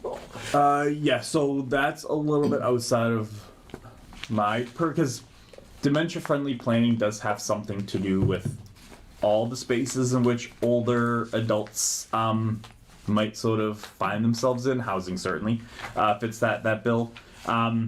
And it's really around sort of universal design. And so the focus of universal design is that you build housing for people that they can be born in a unit and, you know, at some sort phase out of life within the same unit, right? That they don't have to move unless they want to. With that, people sort of have natural decline, whether it's in their health, their vision, their hearing, maybe dementia, Alzheimer's, so on and so forth. So how do we sort of plan for those aspects within a housing unit as well? So it really focuses on the design of the building so that people don't necessarily get lost, right? In their apartment, in their housing unit, in their home, and really how do we design with that in mind? It's sort of a new way of planning, and so there's a lot of sort of research going into it. A lot of communities in Massachusetts, including Kingston currently, who's working with Old Colony Planning Council on a age-friendly and dementia-friendly sort of planning document, master plan of sorts. I'm meeting with Joanne tomorrow actually to talk about how it fits in with the housing context. So if this meeting was Wednesday, I would have had a better answer for you. But it's about how do we design universally and in a way that as people sort of have cognitive decline or dementia that they're sort of still able to remain in place. Yeah, Joanne, I think I'm going to invite her to the next meeting. If this is, if she go along with it. This is great. But I guess working with like 3 communities right now. I know actively Kingston, but a lot of communities are doing Duxbury. Yeah, a lot of communities are doing it on their own, like Brockton and stuff like that. But I think, our purview, our discussion is housing and elderly housing and stuff like that. So it may be appropriate to invite her to our next meeting. Definitely. Does it sound like interest to you guys? Yep. Yeah. All right, good. All right, thanks. Yep. Any thoughts on goal 2? Yeah, I don't think so. I think that, inventory senior designated public housing for accessibility and energy efficiency needs. It's too bad that Ellen isn't still on it because she's, on the housing board and stuff like that. It'd be interesting to talk. I think Brockton Housing Authority, Tom Tebow, runs the elderly housing in Abington and stuff like that. And it would be interesting to get what their take is, the Abington Housing Authority. So as part of this process, the research and the survey process, I did have a couple of focus groups with tenants at the Abington Housing Authority, I toured a couple of the units, and then talked to staff at the Abington Housing Authority, just to get their sense and their priorities and their needs, which I will say do make up a number of the sort of strategies and the strategies specifically and activities, because Abington, since you are at that 10%, you don't necessarily have to build any more affordable units under 40B as of right now. And so it gives you an opportunity to sort of take a look at what other housing needs are not being met by 40B. Right. Specifically public housing, the public housing units, home ownership, smaller, maybe for sale, somewhat market, but below market, smaller homes. It provides an opportunity to sort of take a look at some of those things so you're not sort of always focused on the 40B part. Right. Yeah, the existing senior housing in Abington is old. Like I said, it's not brand new. And like I say, it would, maybe we could get Ellen to come back and do a presentation on that here too. All Well, right. there's property available, but they don't know if it's wetlands. Yep. And Ellen was looking into that at one point when she was on our committee, to look and see if that was, feasible to put more Yeah. buildings. And then that's part of goal 4. April 2017. Yeah. I don't see a lot of white pines in some of these areas here. And I don't see 100% white pines. And as you mentioned before, you said that white pines are facultative upland. We explained last time what facultative means. You can't just say that white pines never appear in an upland. They're not obligate upland plants. But if you want to make the argument that this is 100% white pine in this lot, that's not correct. All we can report to you is the evidence that he was able to find when he did the test pits. Yeah, but he's also gone through and he's also cut down all the trees, so we have no vegetation, and he's filled it in. And the test pits. And what we have and the is test, so the original plan. So it's strange that we're going from, we have wetlands, to there's 0 wetlands on this entire property. there are wetlands on the property, just not where you put the fill. Can I just Yeah, please. back us up? I mean, clear, I understand that, I just want to approach this from kind of a layman's look. So what is it we're looking to accomplish here? Like, is there something, I mean, clearly there's a disagreement here over what's up, what's down, I get it. What's wet, what isn't. But what are we trying to accomplish? Are we suggesting, if this was done in 2019, and correct me if I'm wrong, I'm just going off the last meetings, but this was work that was performed in 2019? Yeah, so they had an NOI that was. For a different approved parcel. for I a got that different part. parcel. Yep. So it was a little parcel So- up there. But and this that was a drive-in, I think that dates me.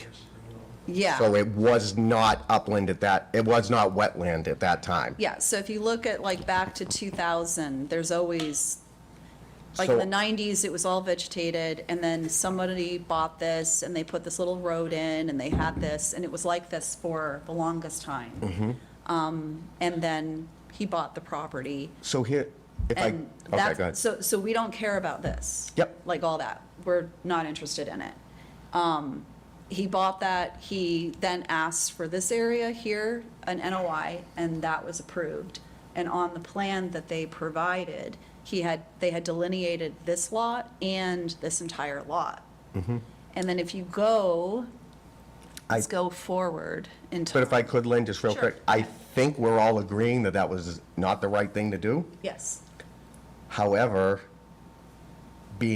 just looking at it is if I'm the owner there, he's going off what he was told was okay, which maybe in a court of law that doesn't hold water, I get it. But he tried to do his due diligence. He tried to do his diligence. Chairman of the conservation. In the commission is, we're supposed to stop any cumulative effect or negative impact of the area. Whether he was right or wrong in 2019, that's not gonna change how it sits today.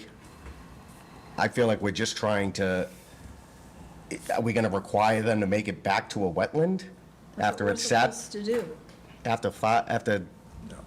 Why, I don't understand how that was affecting that area. Are we doing it because it's, So this is what it looks but like. what is being harmed right now because of the way it sits? This is what it was before. Because we're talking 6 years. Okay, so there's more trees. What are we looking at here? This when? is 2025. This is 2025, and what was the previous one? What I was showing you is in 20, What year is that? this is 2018, this is 2019, and then we get to 2020. Mm-hmm. And this is The when the area's work was thriving. done. The area seems to be thriving despite the. Except then it gets bigger and bigger. So the encroachment. There may have been, if we're gonna go back, I would say, yeah, that was the wrong thing to do, but at the same time, it's not affecting But anything we- right I mean, now. we It's not have causing any people- problems. It's not affecting habitat. I know, but what's done is done. Okay, so what's done is done, does that mean that that's okay? So after the fact, when we come in and it comes to our attention because somebody filed a complaint? Well, we're that not would be supposed to do under anything? our board. Right, so, and that's what But if a Linda's trying previous to board say. told him to do it, It wasn't a previous board, it was an individual, and. he was on the and board. let me just say this, we had a similar situation a few years back where the chairman of the board went out, gave an okay to have something done. But we're not supposed It was to. observed, but I'm That's just somebody saying, else, though. That's something else. It was Like you observed. said, like you guys have said to me a million times, Right. we gotta stay on what we're on. Right, and We got something that was a drive-in theater, so there was no habitat or whatever we needed at that point. It was vegetated, she just showed you. This was well So after. this changed in 2019. No, this was So 2018, 2019, the cleared area there is okay, but Yeah, but then you go to 20. It expanded, more right. cleared is not okay. I mean, how does That's- that make sense? 2025. Yep. Without coming before conservation, it's just expanded. Can I say something about that? Yeah. Sure. Do you want to Just come tell up? it to Mike, please, Mike. Introduce yourself and address, please. I am Mark Bogan, Bogan Property. So, I hate to see Mike Noonan be considered like a lone wolf here. So, when we did the smaller lot, where we applied for forgive me, I don't know the terms and everything, but when we applied for that, I was working with Jerry Kelleher. I'd never met Mike Noonan. So Jerry and I worked on the first lot, and I followed the rules. I did what I was told. I had an attorney, a different attorney, and we went through that, and we did that. And then I opened the swale, and then that's when Mike Noonan came out. Jerry was telling me about how he planted the trees along 58 with his dad and all that stuff. So he knew the history of the place, and just conversationally. So Mike came out and they asked Jack Kane about, Jack Kane came out as well. They called him, I never called him, he was someone from the He was the highway super at the time. he was the highway superintendent. So the four of us stood there and talked about the swale situation and all the water. There was no more water.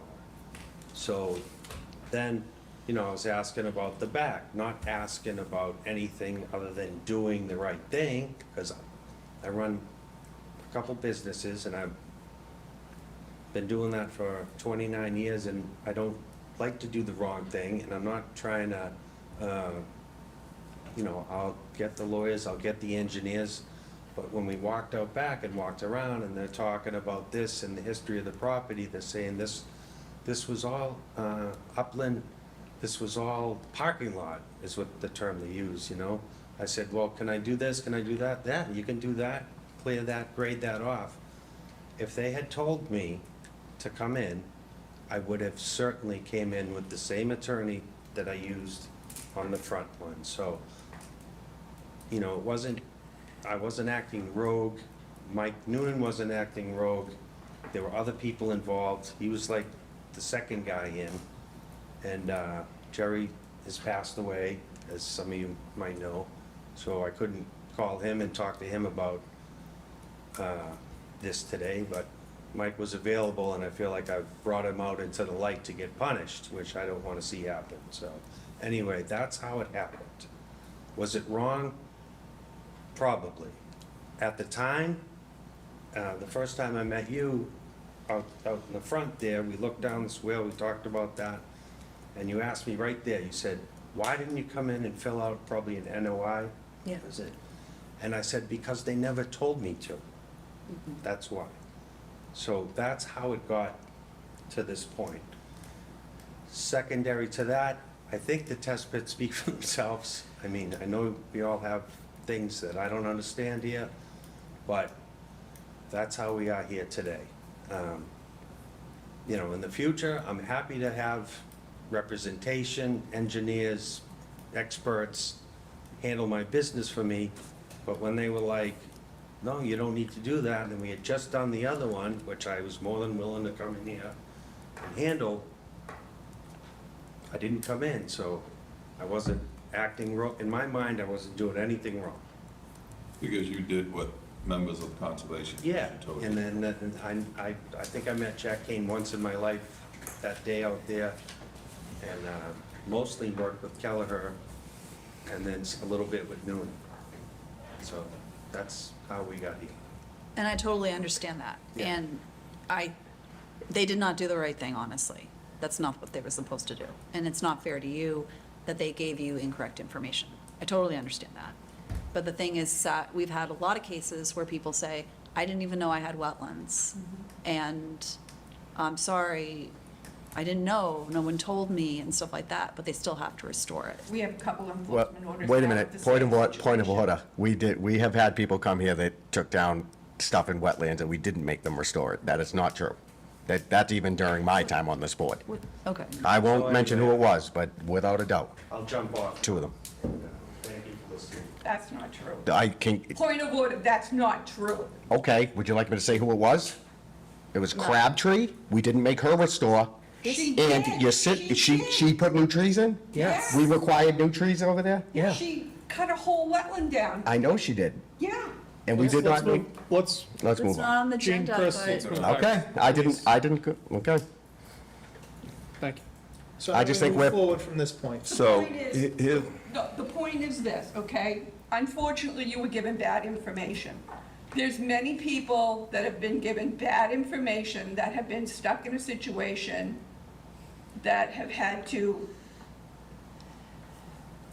make right what was done wrong. We have had that happen. And we have currently a couple of that are in the same situation. so he was given bad information, and then we found out through a complaint, and we told them to do test pits, and the test pits come back that it's not wetlands. So we're calling his engineer and soil expert, a liar. No, we're not, but. Yeah, we are. That's exactly what we're doing. Alex, but Alex, Gene, just because you yell loud, it doesn't make you right. Excuse me? one at a time. But Alex, as with anything else, when we have a situation where it involves many resource areas,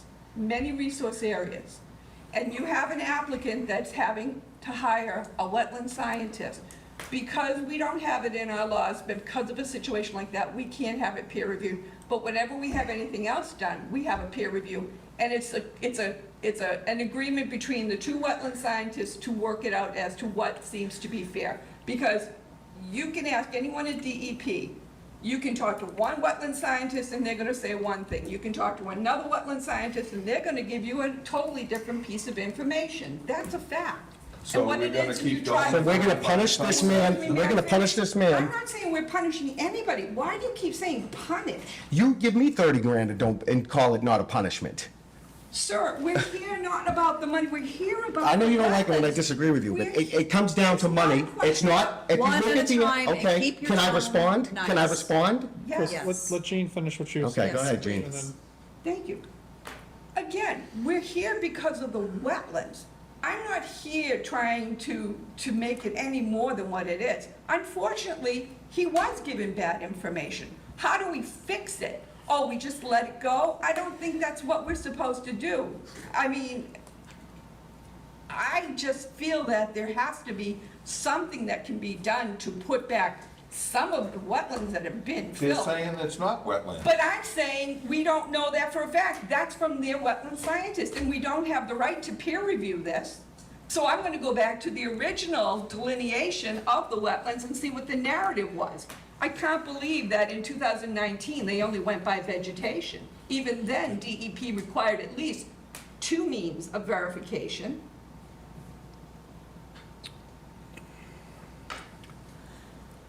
I think they've done everything we've asked them to do.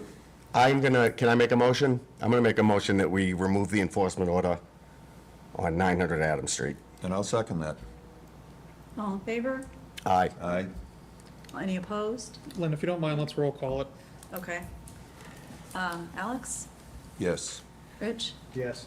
Jean? No. AJ? I'm going to secede on this one. Okay. Yes. Chris? Okay. So, and I'm a no.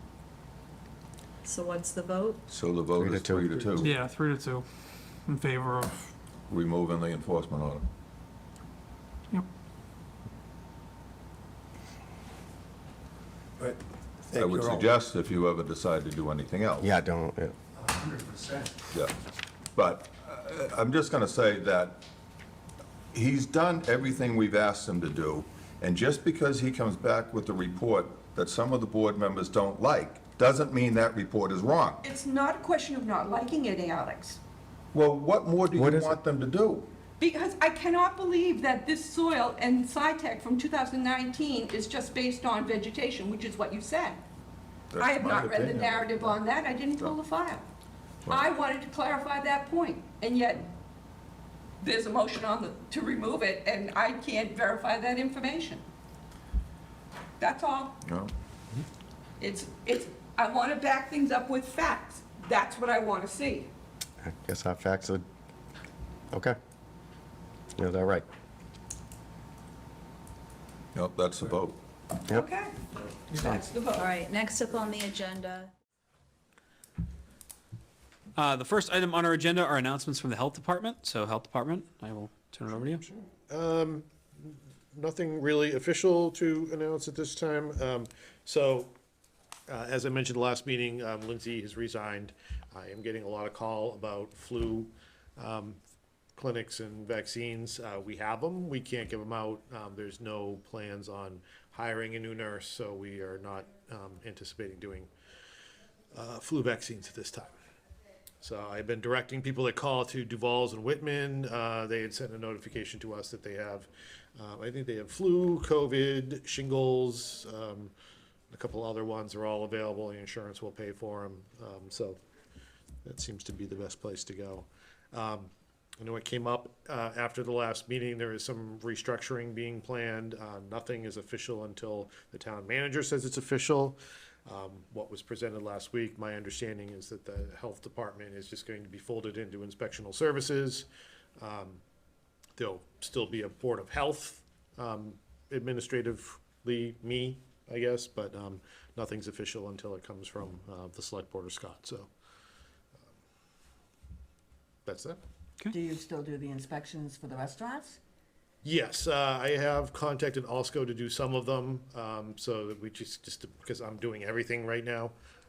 So they'll pick up some of the slack, but it'll be a combination of both me and Alsco. Our shared services grant allows us to use a shared inspector, but they can't take the Rockland does place. that too, yeah. Yeah, Avon's been using them as well, so we'll kind of split it with them. I've been strapped for time. I wanted to do research about what other local municipalities don't have a acting public health nurse. I have written to the Board of Selectmen myself, and I, as a nurse, am very displeased with this decision, as a lot of community members that I have spoken to are. I really see it as a step backward, and I just wanted to verbally say that. Did they respond? Mm-hmm. They did? Yeah, they just said it was due to budgeting and that there was a hiring freeze right now. So I am saddened, and I hope that they change their mind. Yep, it's challenging. Thank you, Katie. I would definitely agree with that. Yeah, I would echo, this is not a decision that this board has any control over or any impact on. So if anybody has any concerns with what is happening, watch your select board meetings, reach out to the town manager, have that conversation. But as much as we probably maybe agree with some of that, we want the mission of protecting public health to happen here. If that's just not the avenue that's going to be the most fruitful, and I would encourage people to go to the town manager directly. Any other questions on anything? Seeing none. Moving forward. First discussion and action item is to approve the minutes from September 8th. Do I have any action on those? I'll make a motion to approve the minutes. Motion to approve by Katie. Do I have a second? I will second those. Second from Carol. Any further discussion? All in favor? Aye. Opposed? It's unanimous. They're approved.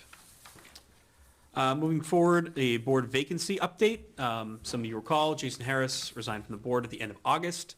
The posting was made on September 8th. Per the town charter, we have individuals have 10 days to return their interest in filling that position. That did not happen in the 10-day period. So that pretty much that window ended. So for the future, I guess, I'm not sure if the select board is planning on reopening the application period or not. That is their call. I assume they would. I think in just kind of the brief chatting that I had back and forth about just process with that, if it had closed for the first period, we were considering opening it a second period, because that's just what we've done in the past. But they haven't indicated that that's what they're going to do yet, so nothing official. If that does happen and people do apply, there's a 10-day window, then the applications will close, and then the select board has, from the date of the posting, 14 to 30 days, the select board and us, that is, to fill that vacancy. So it pretty much, the whole process takes up to a month total to have happen. The goal was to be able to fill that seat tonight. Obviously, that's not the case. So I'm not saying clear all your Mondays for the next month, because that's kind of ridiculous, but just be mindful if that does open up again, that starts the clock. It could be any time between then and 30 days from then that we may be asked to be part of that meeting, and a majority of us should be there to do that. So, exactly. Absolutely. So, any questions on that or how that works? No, but it makes sense though that you wouldn't open that 10-day window again until there was someone who expressed interest. Otherwise, it seems like a waste of time, no? I mean, yes, but if they express interest, then they can't actually do anything until we go through this whole process. I mean, I'm not fully sure either. We've provided the notification of vacancy. Do I have to notify them again? Is that how the charter works? So there's some procedural method there that we're going to make sure gets followed. But it's a conversation with the town manager. Once something is official, that will be a forwarded email or a meeting with you guys just to let you know what's going on there. People, come and join us.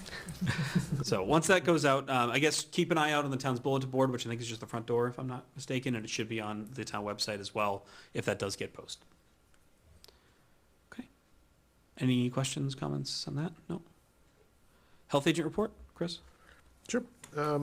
Everybody should have a copy. I've been a little busy, so inspections are a little light. I did do the semi-annual for all 3 schools. Everything looked great. And we did receive a report of a foodborne illness complaint through Maven.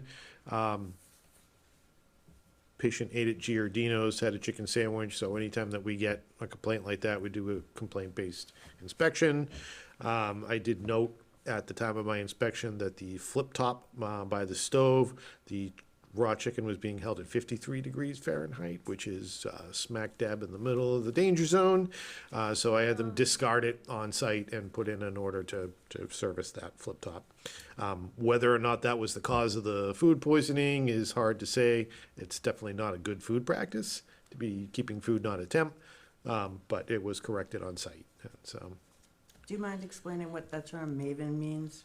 maybe, yeah, I it's. know what it means, but Yeah, I can't remember off the top of my head what the acronym is, even though I just completed the training. But that's our infectious disease surveillance. So there are, I think, 93 reportable diseases. If somebody gets a lab result or is at the doctor's office and pops with one of those, local board of health gets notified and we do an investigation. So I'll get to the MAVEN training in a moment. So no fine, no priority violations this time around, other than Giardino's having food not at temp, but that was corrected on site. A couple complaints we received in the last couple of weeks. Somebody's been dumping trash near the Chestnut Glen apartment, so please stop. Got a report of rats in an apartment building at Washington Street. I went and did an inspection today. There is an infestation. We've issued correction order for the property owner. And then I just got a call this morning. Somebody dumped 2 upright vacuum cleaners on High Street over by Gillespie Way. Again, please stop dumping your trash. And then finally for training, so going back to the MAVEN, that's our infectious disease tracking. Lindsay had been the person checking MAVEN while she was here. In towns that do not have a nurse doing it, it's the health agent. At this current moment, we are being covered by Brockton, one of the nurses there, but I just completed my training and got the credentials, so I'll work with them to get caught up to speed, and then I'll be doing the MAVEN tracking for Abington. Here representing my client, Brian Needle, with this Form A plan at 279 and 267 North Quincy Street. I'm just going to flip this over so I can show you the original plan that we're modifying. This is the definitive subdivision plan prepared by J.K. Holmgren Engineering. So this perimeter plan comes from an old Russ Wheatley plan, which closes perfect. But this line in between these 2 lots doesn't mathematically close, so we had to fix that. But instead of... The line is what? What's that? The line is what? What did you say? It doesn't close mathematically. If you run this out, if I ran this lot out and came out to the point of beginning, I miss it by 17 feet. So that needs to be fixed. So instead of coming back with a subdivision modification, what we decided to do was to leave these 2 parcels right here in Brockton, these 2 slivers. This is the town line coming up through here. So that stays the same. So all I'm looking for is a Form A in Abington to change this interior line. That's how we get to do a Form A instead of a definitive subdivision. And it looks like that now. So, as I said, these 2 parcels out here from the front on North Quincy Street to the Abington-Brockton town line remain untouched. This perimeter remains untouched, and all we did is take it from this point at the town line and redo that line. Any questions? Discussion?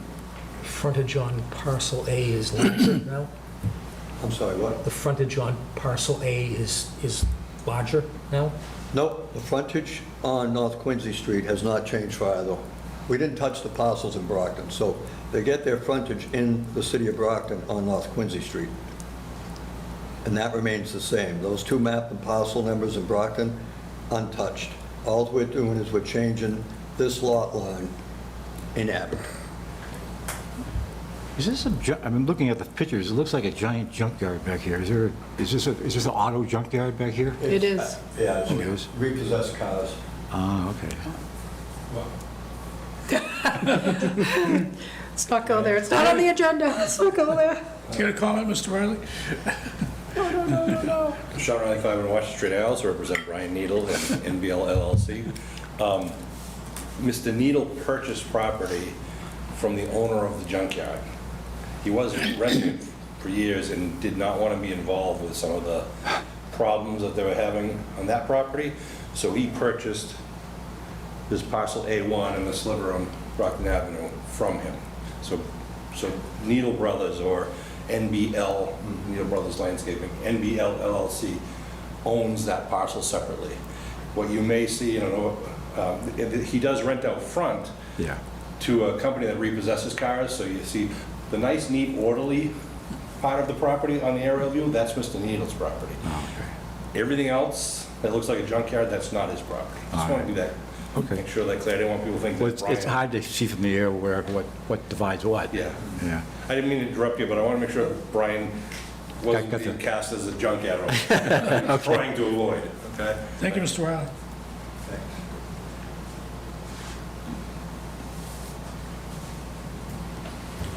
Make the motion approved, not required. Second? Second. Okay, motion's been made, approval not required. And motion made and seconded. All those in favor? Aye.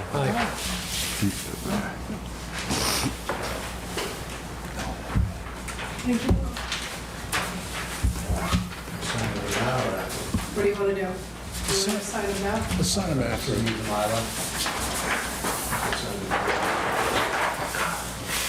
We can sign the rest of these afterwards. Let me get you a black marker.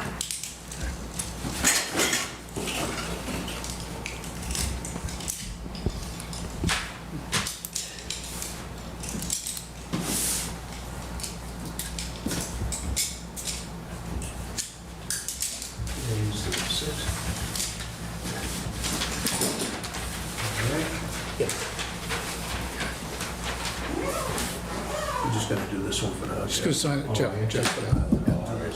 So we can get it. Oh, and I need you to sign this. Yeah. Thank you. Okay, I guess we can sign.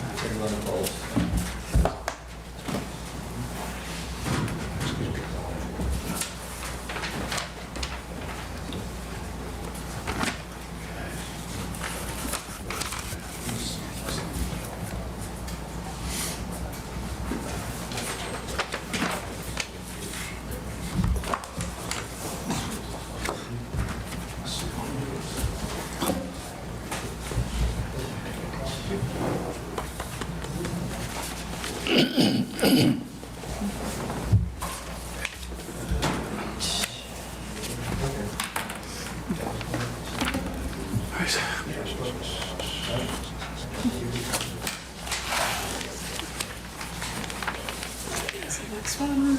Okay.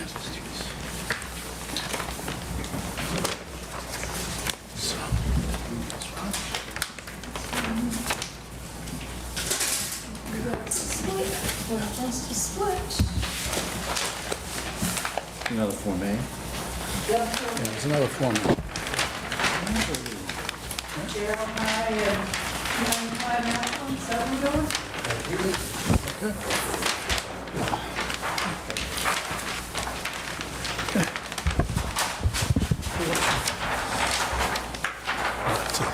Liz gets settled and then I'll do this, okay? I'll wait till Liz gets settled and we'll be on this. Yeah, I didn't think I still off. I used to call your father, Mr. Thank Riley. you. When he was my teacher. Yeah. Okay. All right, Liz. All right, Are you ready? Mr. Chairman and board members. All right, the second Form A we're going to talk about tonight is 295 Ashland Street /0 High Street. And here to represent his client is Mr. Attorney Sean Riley. Hi, Sean Riley, 500 Washington Street, representing Abington Investments LLC, which owns the property shown in front of you as Lot 1 and Lot 2. Lot 2 is the existing house there at 295 Ashland Street. Lot 1 has now been assigned a street number by the assessors. It is now, or will be, called 206 High Street. In the original materials, it was listed as 0, because at the time it wasn't noted. But you can see both of the lots have frontage on a public way, and they have sufficient lot area, such and such. pretty straightforward. You'll see we are proposing, really it's not a planning board issue, but more of a homeowner issue. The existing house at 295 Ashland Street has an overhead electric wire. It comes off a high street, off a telephone pole. So you see where we created that hashed area, that electric easement? That's so they can allow that electric line to stay. But we're also creating a yard easement, meaning they're going to be able, the people who own 295 will also kind of take care of that. So they'll have a larger yard, because it's really kind of a no use to the homeowner that will live on the new lot. Again, it's not really relative to the Form A, but we thought we'd put it on the plan, so if this plan's approved, it'll get recorded at the registry of deeds so everyone can see it when they buy either property. We'll let the guys take a look at this for now, so. Right on. Thanks, Sean.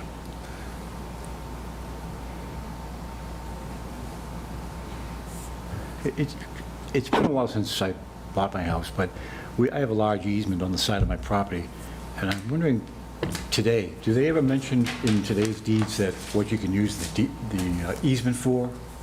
Yeah, somewhere in the history of your title would be a description of what the easement's for. Standard utility easements, like you see telephone poles going up and down the sides of streets, those telephone poles many times are on the front yards of people. Yeah. So if you actually look at your deed, it will say subject to a 10-foot wide utility easement that runs up the entire street.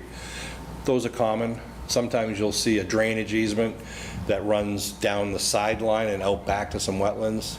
Anytime they create those type of utility easements, they're usually along lot lines, because that's where you can't build a structure anyhow because of setback regulations, so there's never a conflict. The only things you'd be concerned about, if you want me to talk more, is a underground gas line easement that goes across your backyard. That could be a concern.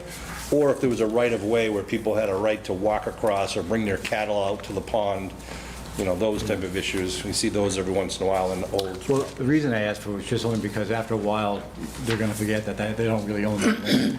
That easement land will become mentally there, or the next person to buy will believe that that's part of the property. Yeah, sometimes easements are never used and they're abandoned. Yeah. Because their original intent is no longer necessary. Okay, I don't have a question. Make a motion to approve. Someone want to second that, please? Yeah, I'll second it. Motion made for approval not required. Motion made and seconded. All those in favor? Aye. Okay. Thank you. Yeah, we'll sign these later. Thank you. You want to sign the Mylar now? Yeah. Thank you. Yeah. Here's the,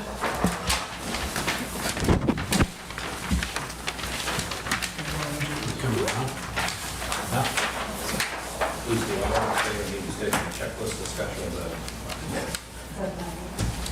Which you already did.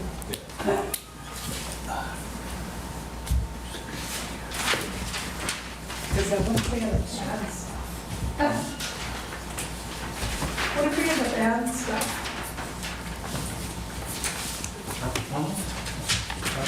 Nope, we're gonna put them over there. No carpet on? No, my,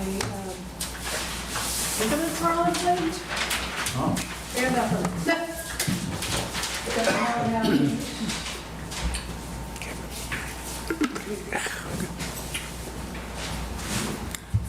Orange juice. I'm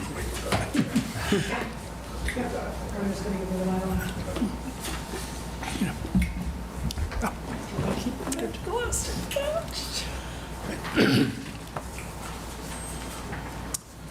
Okay.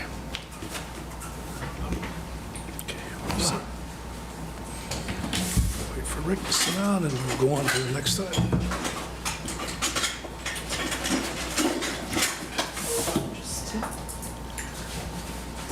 long history of purple pens in that box. Just find an elastic. She's well prepared, our town planner. Thank you. Thank you.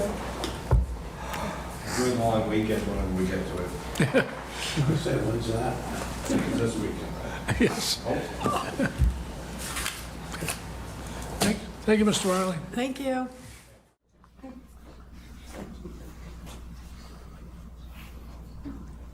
We'll just stand right at the podium. Okay. Dan, we really don't have any questions for you. If I could turn it over to Paul Bunker. All right, Dan, I'll ask you the same question I had Sean Riley at our last meeting. Do you know anything about Abington's best? Really? Well, you should, because you're one of them. So I'm just gonna read this. I'm gonna read this for you now. Whereas Dan Howland is an essential volunteer at the Dyer Library Historical Society of Old Abington. He has been very generous in his donations to the Dyer, enhancing the collections related to Abington history.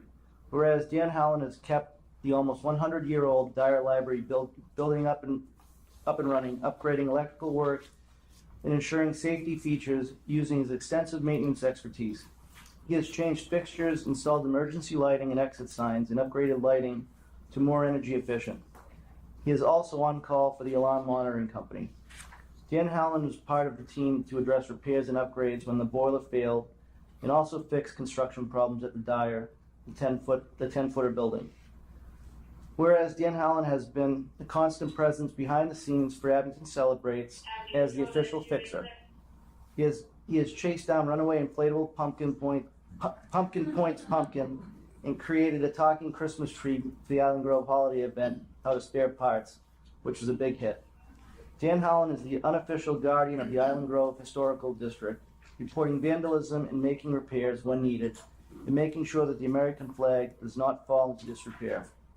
Dan Howland installed a new power service as well as interior lights and power to the stone bandstand at Island Grove, along with timers and sensors for seasonal lighting, and supplied a sound system and assisted with decorating and heating the bandstand for Christmas events.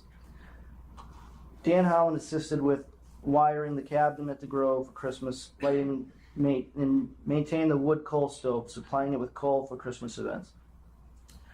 Dan Howland has been instrumental in helping to set up Island Grove for Civil War reenactments, from fire extinguishers, firewood delivery, providing potable water to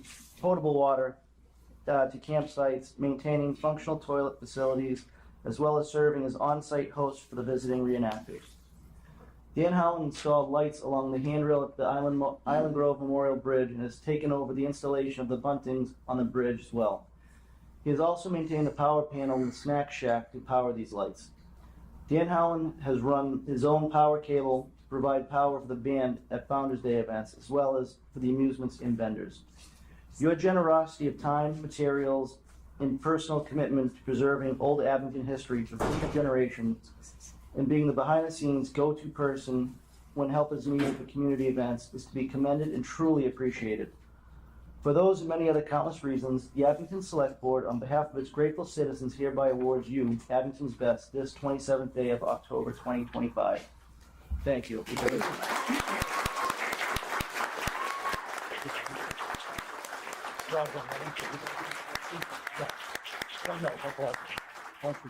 Yep. Congratulations. Yeah. Thank you for everything you do. Don't move. Don't move. Don't move yet. So you know what Abington's best? I do now. So let me tell you a little something about Eileen Walls. Eileen Walls is known by her friends and volunteers as a person dedicated to and proud of the community of Abington, whether it was because of the decades of service to her young students or her efforts to promote and publicize the history of our beloved town. Eileen's devotion to her town started when she was a three-sport athlete at Abington High School. It continued during her 36-year teaching career in the Abington public school system, where she was admired as a dedicated educator. Eileen Walls has enjoyed teaching and working with the Abington children both inside and outside of the classroom, as evidenced by her tenure as a coach of the freshman girls basketball team, her decades of service as an official scoreboard operator at the Green Wave girls basketball games, and even by serving her community for years as a ticket seller at the home Abington High School football games. Eileen is someone who has always emphasized and promoted the value of a quality education. She earned the respect of her fellow professional educators and demonstrated by their choice to elect Eileen to serve as the president of the Abington Education Association. And after her retirement, she continued to remain involved in the promotion of Abington schools by regularly updating the Abington High School website and by volunteering to update the messages posted on the Abington High School digital sign. Eileen, as part of Abington High School 50th anniversary celebration ceremony for the enactment of the federal law known as Title IX, thank you, which requires equality and equal opportunities for high school women's sports, was featured as one of the key speakers at her alma mater. Given that she is known as an unofficial historian for local women's sports, and she has been a proud, lifelong advocate of women's athletes. Eileen Walls was a founding member of the Abington High School Athletic Hall of Fame and has served on its nominating committee for the last 11 years, sharing her wealth of the history of Abington sports knowledge with the Hall of Fame and ensuring that the town's finest high school athletes will have a permanent place in our sports history. Eileen also volunteers as a director on Mount Vernon Cemetery Board, which oversees the maintenance of the property and protects and promotes its history, which she does by volunteering to lead historical tours of the cemetery property, by spearheading successful efforts to obtain community preservation funds to digitize the cemetery records, and by unselfishly donating her time to help beautify the cemetery grounds. Eileen Walls was instrumental in applying for and receiving community preservation funds for the repair of the slate roof on the Dyer Memorial Library, a local librarian which catalogs, displays, and preserves historical Abington records and artifacts. And Eileen's determination to fund the roof's repairs was critical to preserve thousands of historical documents and priceless artifacts, which were in imminent danger of water damage. Eileen currently dedicates much of her time at the Dyer Memorial Library and to the Historical Society of Old Abington, where she adapts her schedule to the needs of the library patrons, assisting genealogists researching their clients' Abington family roots, and continues her own personal research of the history and the local lore of our town of Abington. Eileen Walls also brings history to life by sharing the knowledge of Island Grove Park during her popular historical tours of Abington's crown jewel, knowing that in addition to being a favorite recreation spot for local residents, the Grove is also listed in the National Register of History Places because of its detailed historical ties to the abolitionist movement and the town's construction of the Memorial Bridge and the Memorial Arch as a tribute to our community's Civil War veterans, the history of which Eileen shares with residents of all ages through her speeches, social media posts, and community outreach. Eileen's love of Abington has been shown not only in her words, but in her actions. She has devoted her time, her attention to many projects, with lots of her efforts being worked behind the scenes. Eileen, your work, your dedication, your passion has not gone unnoticed. For all these reasons above, we would like to publicly thank you and add your name to our permanent historical town records. Therefore, the Selectmen Board, on behalf of its grateful citizens, hereby awards you the Abington Best Award on October 27, 2025. Thank you so much.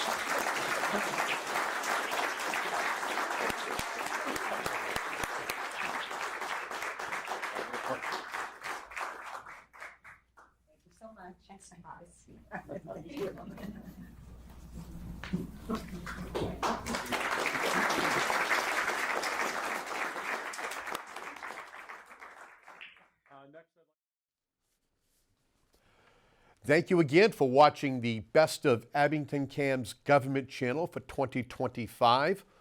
We look forward to providing more coverage of Abington's boards and committees, town meetings, and informative shows we proudly will produce in 2026. So for now, this segment is adjourned. Thank you for watching.